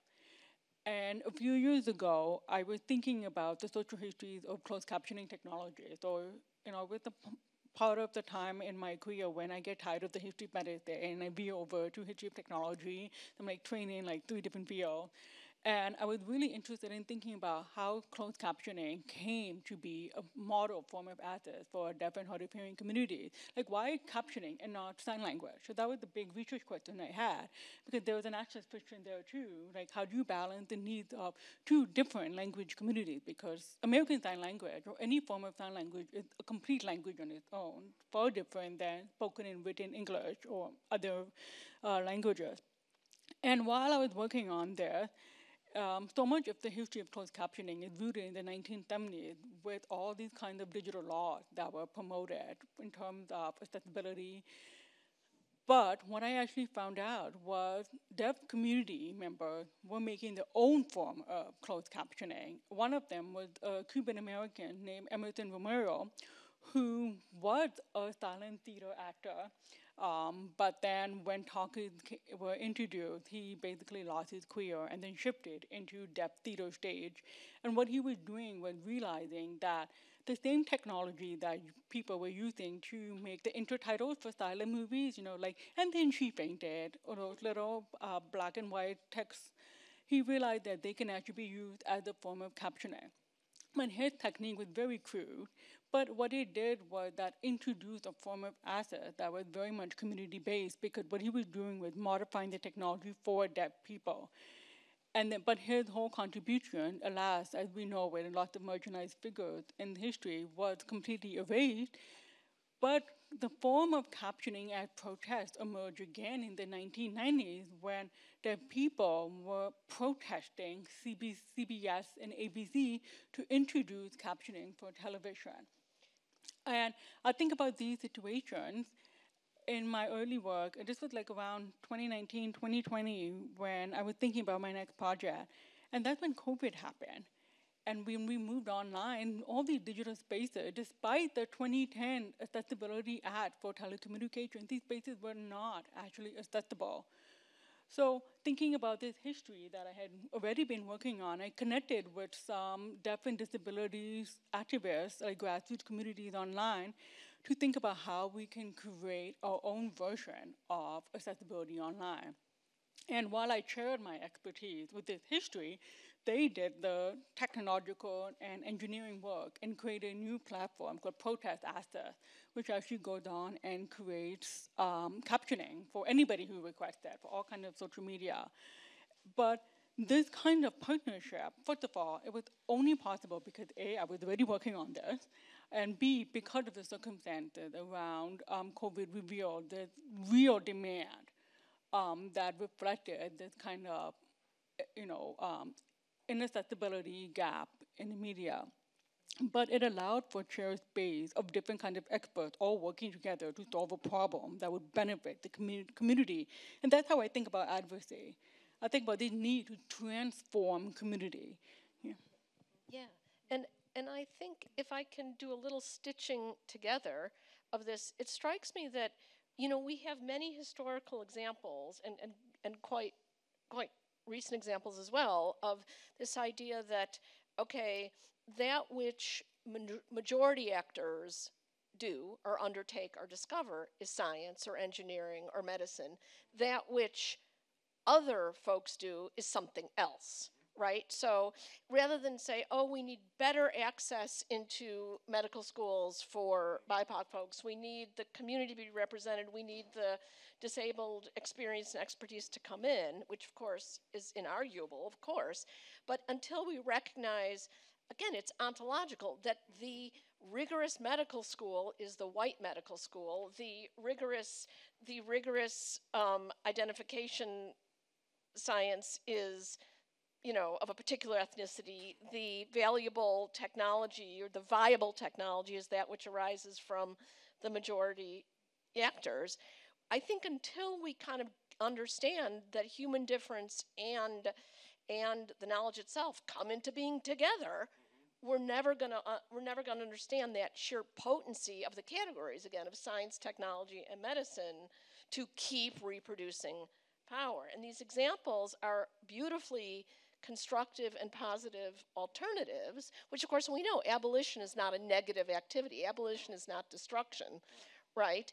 And I think we've got some pretty explicit examples of how decentering conventional or familiar understandings of valuable knowledge reconstructs the notion of valuable people and valuable experience. So, yeah. Okay. And just to sort of amplify that point, when we look at the number of African Americans in the medical profession, I think in 1918 it was 2%, right? In 1968 it was 2%, right? So in the 1960s we see, desegregation taking place in major kind of levels. In the 1970s, Morehouse Medical College opens up, bringing more black practitioners in. Drew Medical College begins to open up. In 1998, it's still 2%, and in 2018, I think the number was only 5%. And now people always say, well, black medical schools, they give favoritism to black people, and they're giving them this sort of a lack of rigor to these standards. Or to their educations. But I think what this shows more than anything is that even in these organizations, even in these entities that are designed to serve the interest of black communities, they still rely on the exact same curricular requirements as predominantly white medical institutions do. And so they're no more successful about expanding the number of black practitioners who are in the field. I mean, when we look at places even like Howard, since we're in DC, I mean, the number of African American medical students at Howard is around 60%, okay? This number at Meharry Medical College is a little higher than that. It goes into like 70%. Now, I'm not exactly sure what the numbers are at Drew, and I'm not exactly sure what they are at Xavier either. But that is to say, we can build more black medical institutions. We have space for black folks in the existing institutions, and neither of these change these fundamental, the ontological sort of shape of the requirements, which were themselves racially motivated, right? And that status was built on not intellectual acuity and capability, but it was in aligning these professions and these fields with the white elite. Like, they become status oriented, they become esteemed not because of the capacity of the individuals who are involved with them, but because of the social status they already hold on to. Thanks.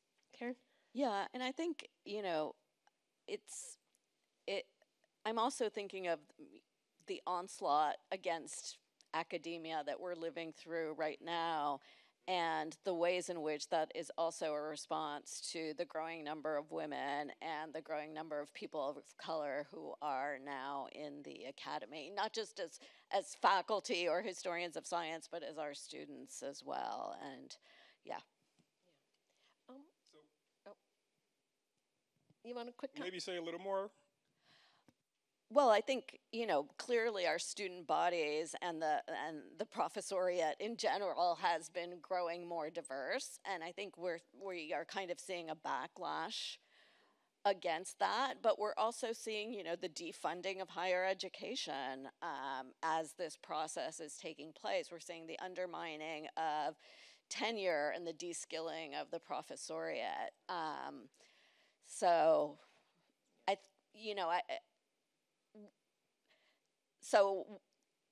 just think, you know, you can call out sort of the university, but there's also a danger to that at the moment where it's being called out for a different set of reasons. This is a good point to make. I mean, I think we should have room for disagreement on this panel and sort of to have this explicit, right? I was just gonna, you go, jump in on that. You go.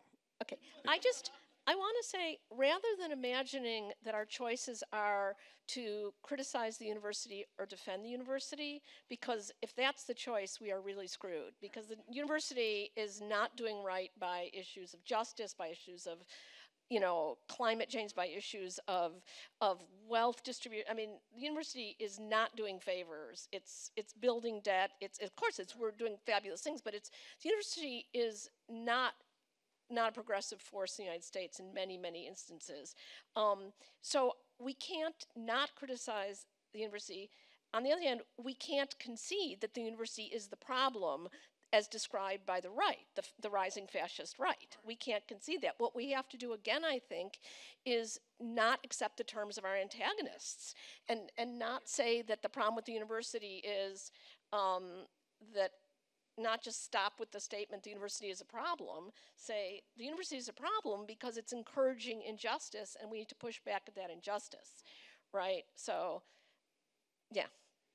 And I think, I mean, if we want to take, and just for lack of a better term, if we want to take flat earthers seriously, right? If we want to take like COVID deniers seriously, if we want to take Trump supporters seriously, right? I think there is a point to where even if, I mean, there is an investment in science by flat earthers, right?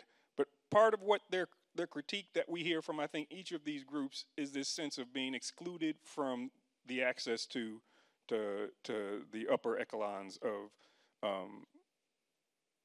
social status and standing, right? This sense of being disempowered or marginalized in some kind of ways, whether we think of that as being justifiable or not. I think when we think about early 20th century reforms in education that are so critical to defining like what the professions are, right? Not just in medicine, but in engineering, in law. And the Carnegie Foundation still invests itself in this model, that professionals are going to be stewards of society. And essentially, that is a model that's justified by this idea that they're uniquely fit. It is still sort of reliant on what is essentially these eugenic models of social stratification, which lend themselves to the various types of exclusion that we've already kind of been talking about. I think there is a lot of nuance in this moment, right? Because you say, well, we don't want to amplify these cynical voices, you know, in the critiques that are very meaningful that we may be making of the institutions in which we serve, right, in which we're complicit. But that doesn't negate the fact that we're complicit, right? And that doesn't negate the fact that the critiques that we have are legitimate ones, I think, either. And so I think, like, I very much am sort of embracing this idea that we don't accept these terms of the debate. But I also don't think that these things can go unsaid. Thank you. Thanks. I think that's our time. Thank you so much. All right, we're going to go straight into our final presentation. The editors, or former editors, recent editors, of our journal ISIS, Alex Huey and Matt Levine, both from Mississippi State University, are going to talk about their experience putting together the centennial issue of ISIS.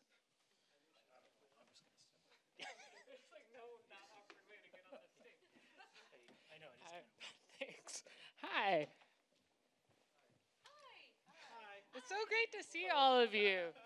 We had a slide that we prepared that was going to be like a special prize for you all that I don't know if it is here.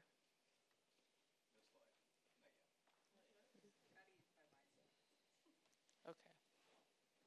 Did that not happen? Okay, well, it was going to be the cover of the centennial issue. And I can describe it to you. It's coming? Okay, good. Subscribe in the meantime, just in case. You have 1 month to get a hold of it. Is it up now? It's working on it. It's okay. It's thinking about it. This is how you all feel waiting for the next issue of ISIS, right? And it's buffering. Okay, so you're the first to see it. This is for all of you. We finally made the decision like last week. University of Chicago Press was bugging us about it.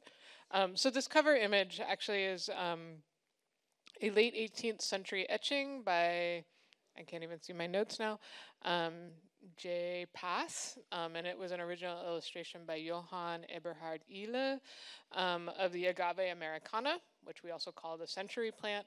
And this was Matt's brilliant idea to include this image for this issue. It's from the Wellcome collection, and it's a gesture at not only the centennial of the History of Science Society, but also the location of the 2024 meeting in Merida, Mexico, which is near the native range of this plant. So. Yeah, so we were pretty excited about it. We spent way too much time agonizing over this, in addition to the centennial issue itself. So I think we were, back when we were planning how we were going to talk, I was like, we can't do the Matt and Alex show. And apparently I hurt Matt's feelings. So we did. I love the Matt and Alex show. So we did actually come up with a little bit of a structure.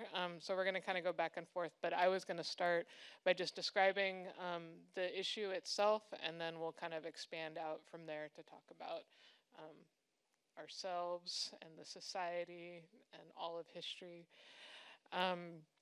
So when we first started the transition to the editorship in 2018, it was made very clear to us by several people that we needed to think very carefully about doing something special for the centennial.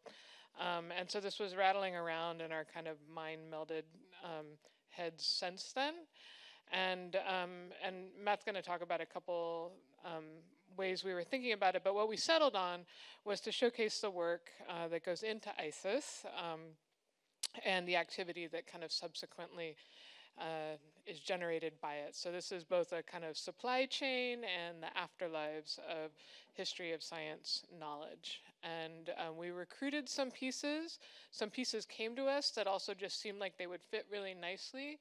And we were able to loosely organize them into 3 different sections.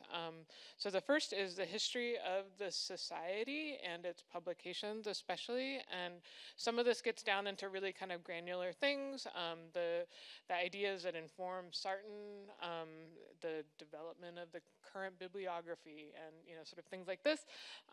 There's another section devoted to the production of the actual object that you all are waiting for, I know. Who was and was not part of the knowledge production of, the flagship journal of the History of Science Society.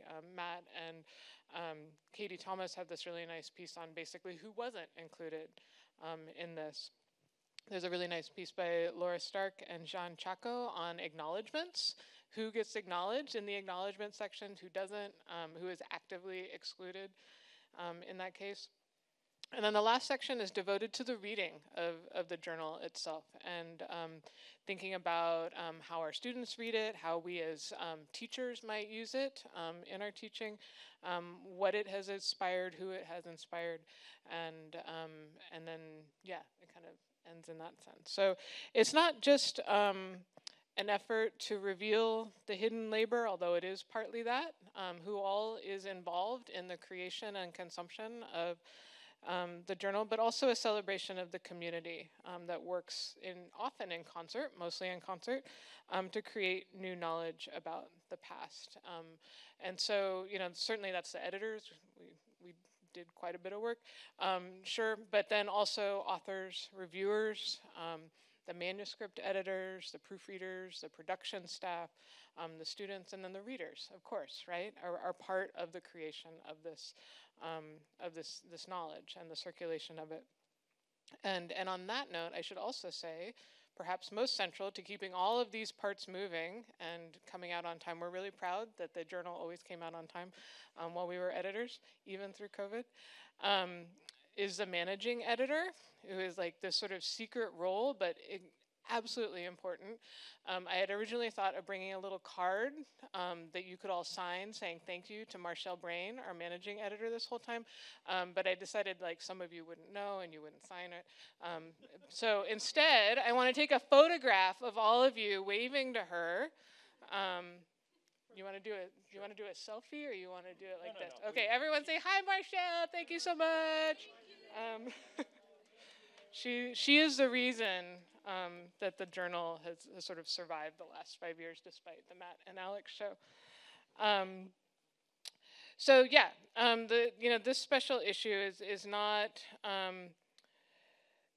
I would say we also, not only did we want to sort of celebrate the community of history of science, and but also to maybe start to build some concrete structures in the form of new relationships and encourage. So with each of these pieces, we encourage people to co-author with an early career or even a student author, and you'll see this in a lot of the pieces. It wasn't in all of them.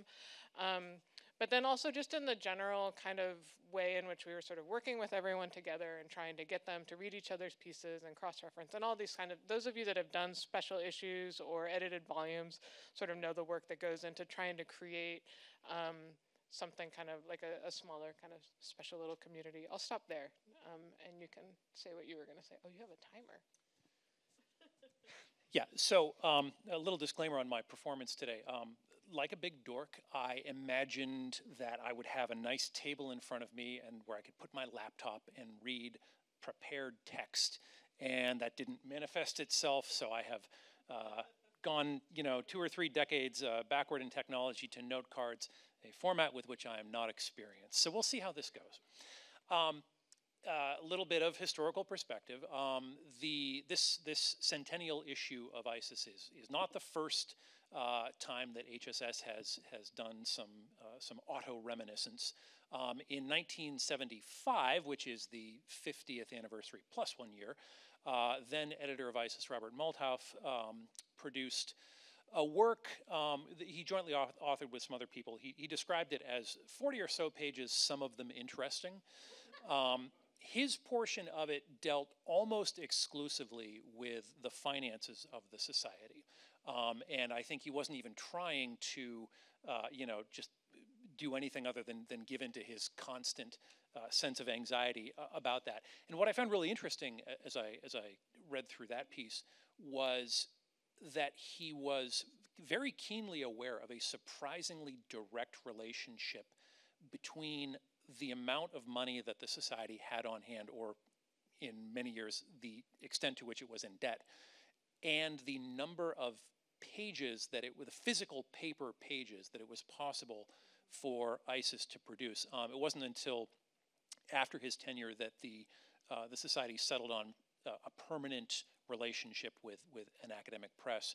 So he was basically just dealing with independent printers. And so in his mind, the field itself was essentially contingent. The amount of scholarship that there was to be had was essentially contingent on the financial aspects of the society. In 1999, on the 75th anniversary, some of you may be familiar with this book. This is Catching Up with the Vision. It is a special issue of ISIS that was put together by then editor Margaret Rossiter, about whom we've heard a great deal already from Evelyn, and thank you for allowing me to sort of get right to the meat of who Margaret was. This too is organized in various different sections. The first part is first-person reminiscences. So Marie Boas Hall, I.B. Cohen, Gerald Holton, essentially the elder voices from the first post-Sarton generation of scholarship are weighing in. These are collectively, words like clubby, self-justifying, if not self-aggrandizing. I wrote down twee, that's probably not fair. They have that feel to them, which is what you get with first-person narratives. These are we asked people for their opinions, and they gave them, apparently. There's also an institutional section dealing with the backstory behind sort of the sub-institutional level, the Joint Atlantic Seminar on the History of Biology, the Midwest Junto. There's a piece on HSS's soggiest subsection, the Columbia History of Science Group. That title may give you some sense of the variable tone of the volume, if not the variable quality. And so Alex and I are looking at this as we're putting these ideas together. Okay, we're going to do something different. We're going to put our beloved society under the objective lens of our microscope, and we're going to do something that is less clubby, less of a regimental history, in essence. And then we set about doing that, and we found that that is much more difficult, and perhaps not necessarily what is wanted after all. We came, as we, the hubris of trying to do a better job than Margaret, we came to see the value of presenting these voices, our voices, not as, sort of data points for a better narrative, but as the direct testimony of members of a community.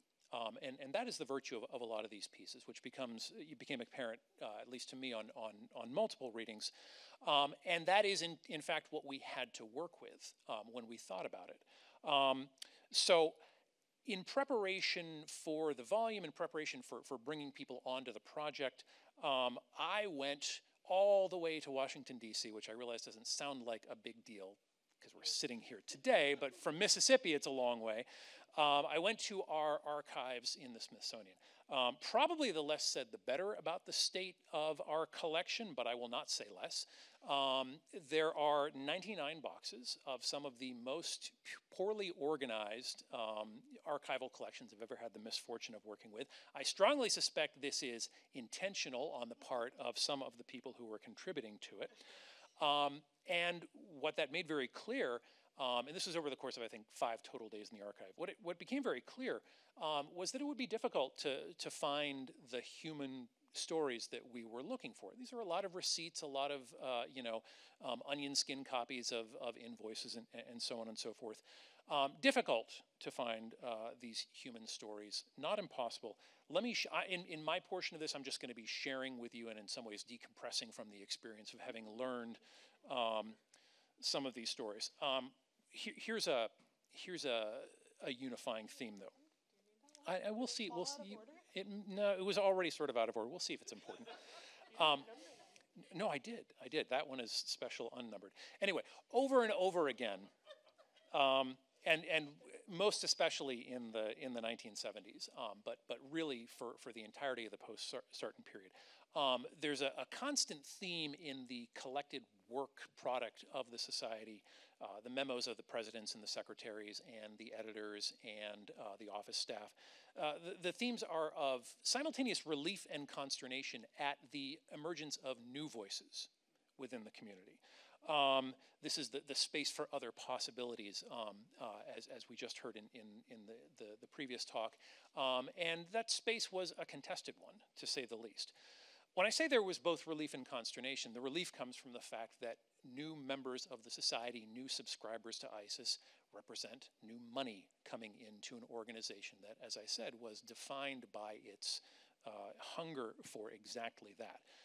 The consternation was, to some extent, the sort of usual intellectual turf guarding you get when new people and new ideas and new perspectives come in.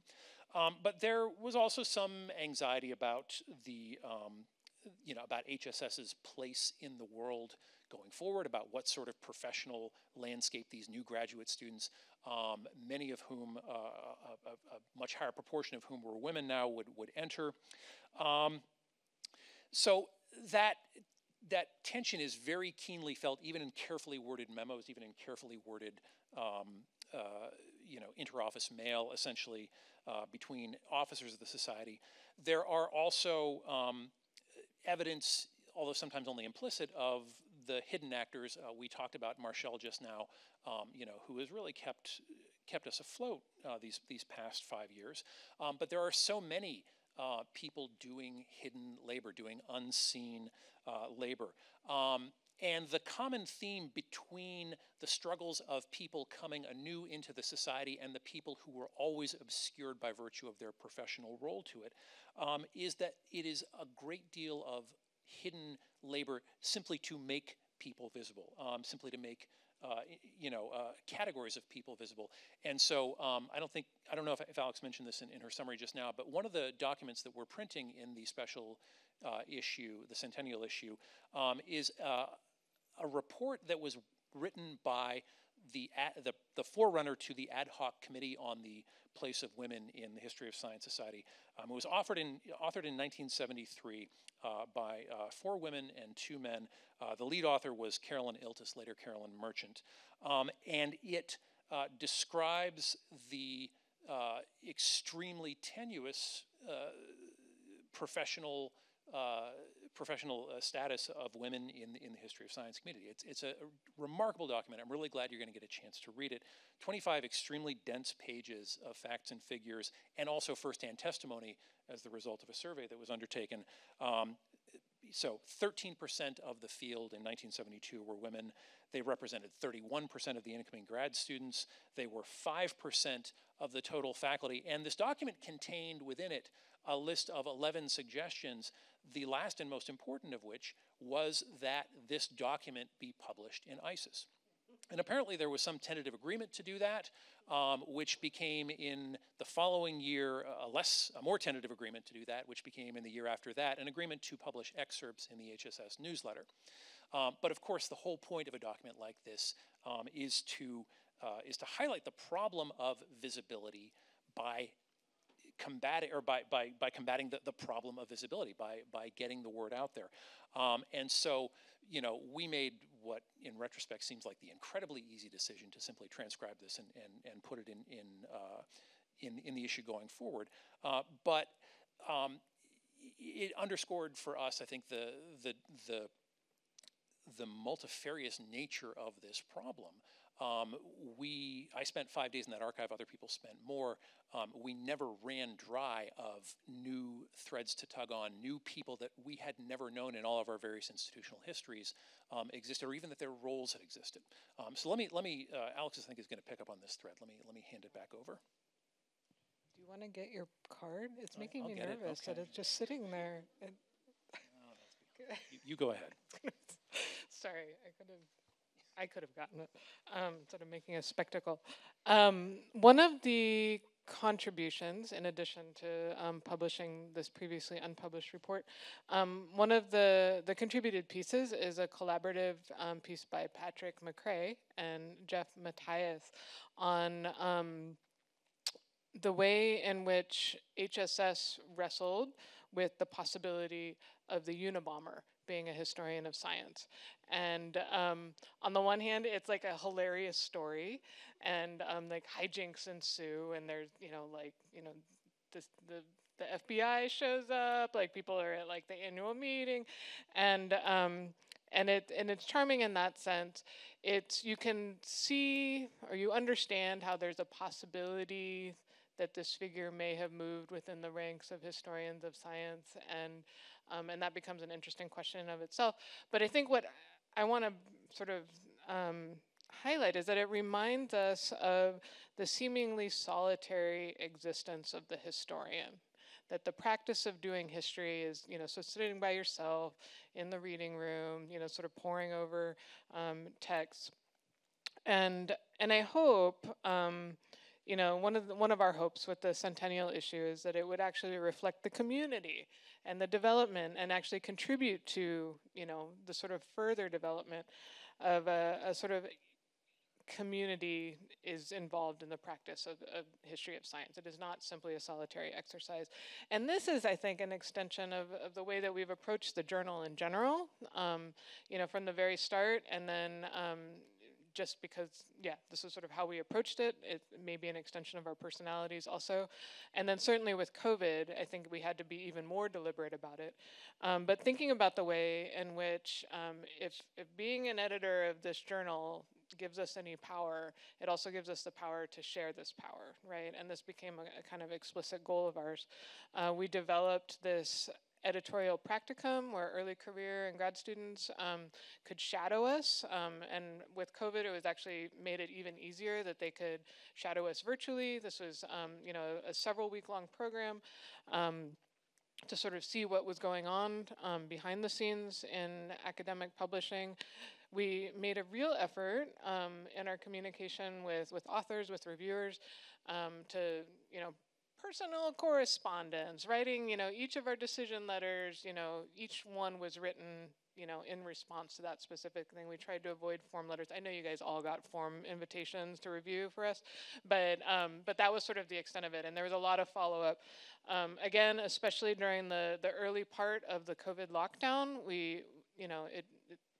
there were whole friendships forged in correspondence with people that were sharing, some really terrible things that they were going through, and it just became, very clear to us that there was a lot that needed to be done in terms of building and maintaining human relationships, and I think more recently we've tried to be more explicit in not just thinking about. Well, again, extending the support in all the different ways that we can. Certainly, we've I think made more of an effort with scholars that don't speak English as a first language to work more directly with them, to help them, with translations, to sort of, again, kind of put extra effort into bringing them into the fold of publishing in ISIS. So now I'm having trouble reading my notes.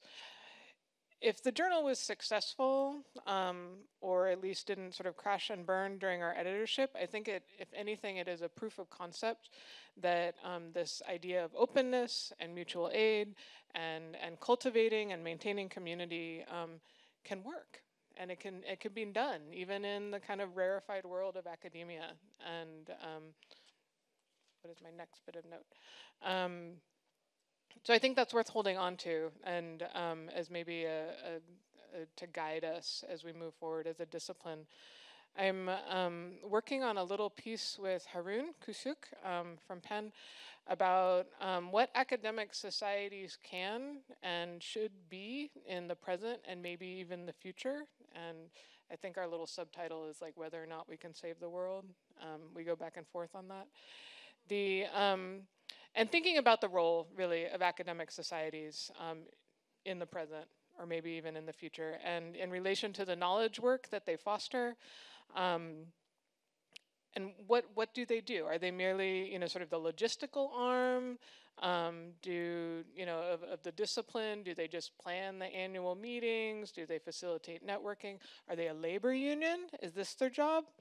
Do they guide advocacy and communication? Do they inform ideas of regulation?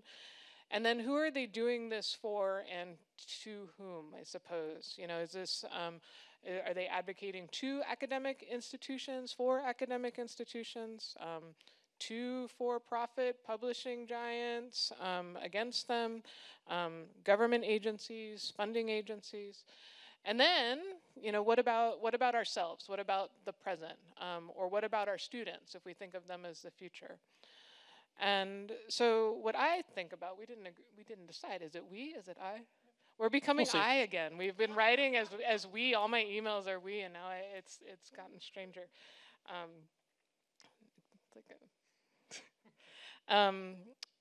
What we think academic societies such as this one should be doing is explicitly and enthusiastically building up its community, right? We've been talking a lot about, especially in the last panel, the ways in which there are all these structures of exclusion, and what happens. And I know it's not as simple as this, but if we think and then follow through with real action towards inclusion and celebrating, sure, but also building the infrastructures for support and the kind of softer work of fostering a community of care. We've talked a lot about COVID, and I think a lot was lost to COVID. I know in my own life I became much more isolated, and this is despite being the sort of exuberant extrovert. And I didn't even really notice, right? Like it felt like the sort of like fabric of community just kind of slipped away. And again, I think, history is a seemingly lonely enterprise, but hopefully this special issue is a kind of gathering, much like the one today, right? And I think that the goal of this issue, maybe the goal for today, is to remind us that history is not solitary, that the doing of history is not solitary, maybe to remind us that we like each other and we missed each other. And I think also that we have skills and expertise that is important for the discussion in the present about the future. Even though our expertise is about the past, that we have a lot of really important things to say and to be part of conversations, thinking about what we are doing going forward. So I don't know. I'm glad to be here with all of you. I've missed this. This was just a really sort of like enriching, warm thing, and now you're going to kill it with your cynicism, right? I was going to say, for the 500th and last time in our partnership, I am going to take what you said, reframe it in the most negative possible light, and then ultimately agree with you. Because I'm gonna take us a few minutes into the reception, but I got to get this off my chest. I want to read to you from a letter from Roger Hahn to Richard Westphal. This is from 1977. Westphal has just become president of the History of Science Society. Hahn writes, "There have been serious changes to the status quo, an incipient revolt of the graduate students, debate over the nature, timing, and function of the annual meeting, trouble over the processes used for awarding prizes and grants, demands for greater participation of women and minorities, revamping of the charter to democratize elections, questioning the authority and autonomy of the editor of ISIS." Of all terrible things. I picture this series of events as a clear indication of ferment conflict, and suspicion in the membership at large, almost a mini revolution. Now, the reason this jumped out at me in the archive is because I have sat in on 5 years of executive committee and HSS council meetings, and except for questioning the authority of ISIS editors, which they were kind enough to do behind our backs, every single one of these problems has arisen in precisely these terms, which suggests a kind of depressingly cyclical nature to the endeavor. So why do I mention it?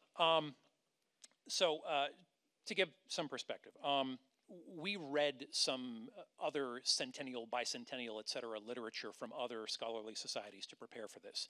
And as you might expect, these take a laudatory tone. There's an acknowledgement of old mistakes. There's an embracing of new wisdom. There's growing and learning and changing. That's not really our style. It's certainly not my style. And if I were to try to give you a progress narrative just now, I'm not sure if this crowd would believe it. But I keep coming back to this cyclical history that's implied by the letter from Honda Westphal. And it leads me to the conclusion that we have never really cured ourselves of certain tendencies that lead us back to crisis, which require each time our visible and invisible labor to set right. Let me give you a few examples. I mentioned previously the work that was done by the ad hoc committee on the status of women, which included Margaret Rossiter, this work to make women visible in the society. That's, Margaret's life itself is a kind of triumphalist progress narrative, right? In 1972, she is being openly mocked for the work that Evelyn was talking about. To her face, people were making fun of the concept of studying women scientists. She later became the editor of ISIS, of course, and was, the year before last, she was the Sarton medalist. So that's a beautiful story of climbing the mountain. We could also look at the same time frame and compare the 11% of women who are appearing in ISIS in 1972 with the very similar cliff in women's submission to ISIS in the immediate aftermath of the pandemic. No surprise why women were disproportionately tasked with child and elder care during the pandemic. We saw it coming on Alex's initiative. We started paying much more attention to our statistics in that regard. But nevertheless, if we have conquered the chauvinism that Margaret Rossiter encountered in the 70s, we're still swimming in the same waters. We could tell a similar story about our cycle of engagement and disengagement with our graduate student communities, right? I would say we're in the ascending phase of that now, but that is generally because, and the 99 boxes bear this out, we tend to pay the most attention to our graduate students when we have the least to assure them of in terms of the world they will find when they leave graduate school, right? There's a very strong correlation there. Or we could consider the perennial search for money and institutional support and government recognition. Now, this is not uncommon for a scholarly society, of course, but these boxes show that the underlying, they lay bare the persistence of the underlying belief among the society as a collective whole that if we just met the right member of Congress or got the right ear, the right director of the NSF, it just convinced enough people that we would somehow manifest that glamour of relevancy that was always ours by right. And there are literally tens, if not more than tens of thousands of person hours reflected in the files that characterize the work that was done by dozens of committees and hundreds of members, all these different surveys, all these different pilot programs that were intended to make us relevant to, in no particular order, the general public, to undergraduates, to high school students, to members of Congress, to the internet, some of which bore fruit, as we heard in the second panel today, many of which did not and could not even really be said to have, sort of moved the ball forward. So, well, there, I'm out of time, so we have to leave it there now. Why would I admit this to this crowd, of all crowds? In part, it's because I think, like I said, you wouldn't swallow a simple progress narrative. But you might listen to a complicated one, and here it is. There's this concept in the history of science popularization of the upward tilted spiral. and this is the process by which science popularizers, it's been reinvented a million times, will do their work most effectively when they explain the basics over and over and over again in a sort of cyclical fashion. But each time, the baseline of explanation that is required for the simple stuff gets a little more complicated, and as a result, the overall understanding is better and better and better. That's why you can talk to someone on the street about quantum theory to a certain extent these days in ways that might not have been possible 40 or 50 years ago. I think this is the right model for understanding the way that the society has worked, because we are ultimately, finally, if nothing else, only a community. We're a community if we're anything.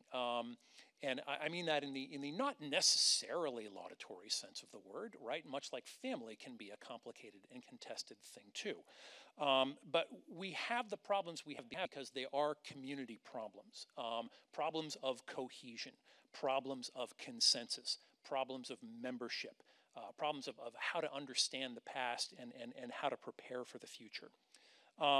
And that's, bringing this back to the centennial issue, that's what I think these collective articles that we've been fortunate to receive make clear, right? And that's what we learned in the process of putting all these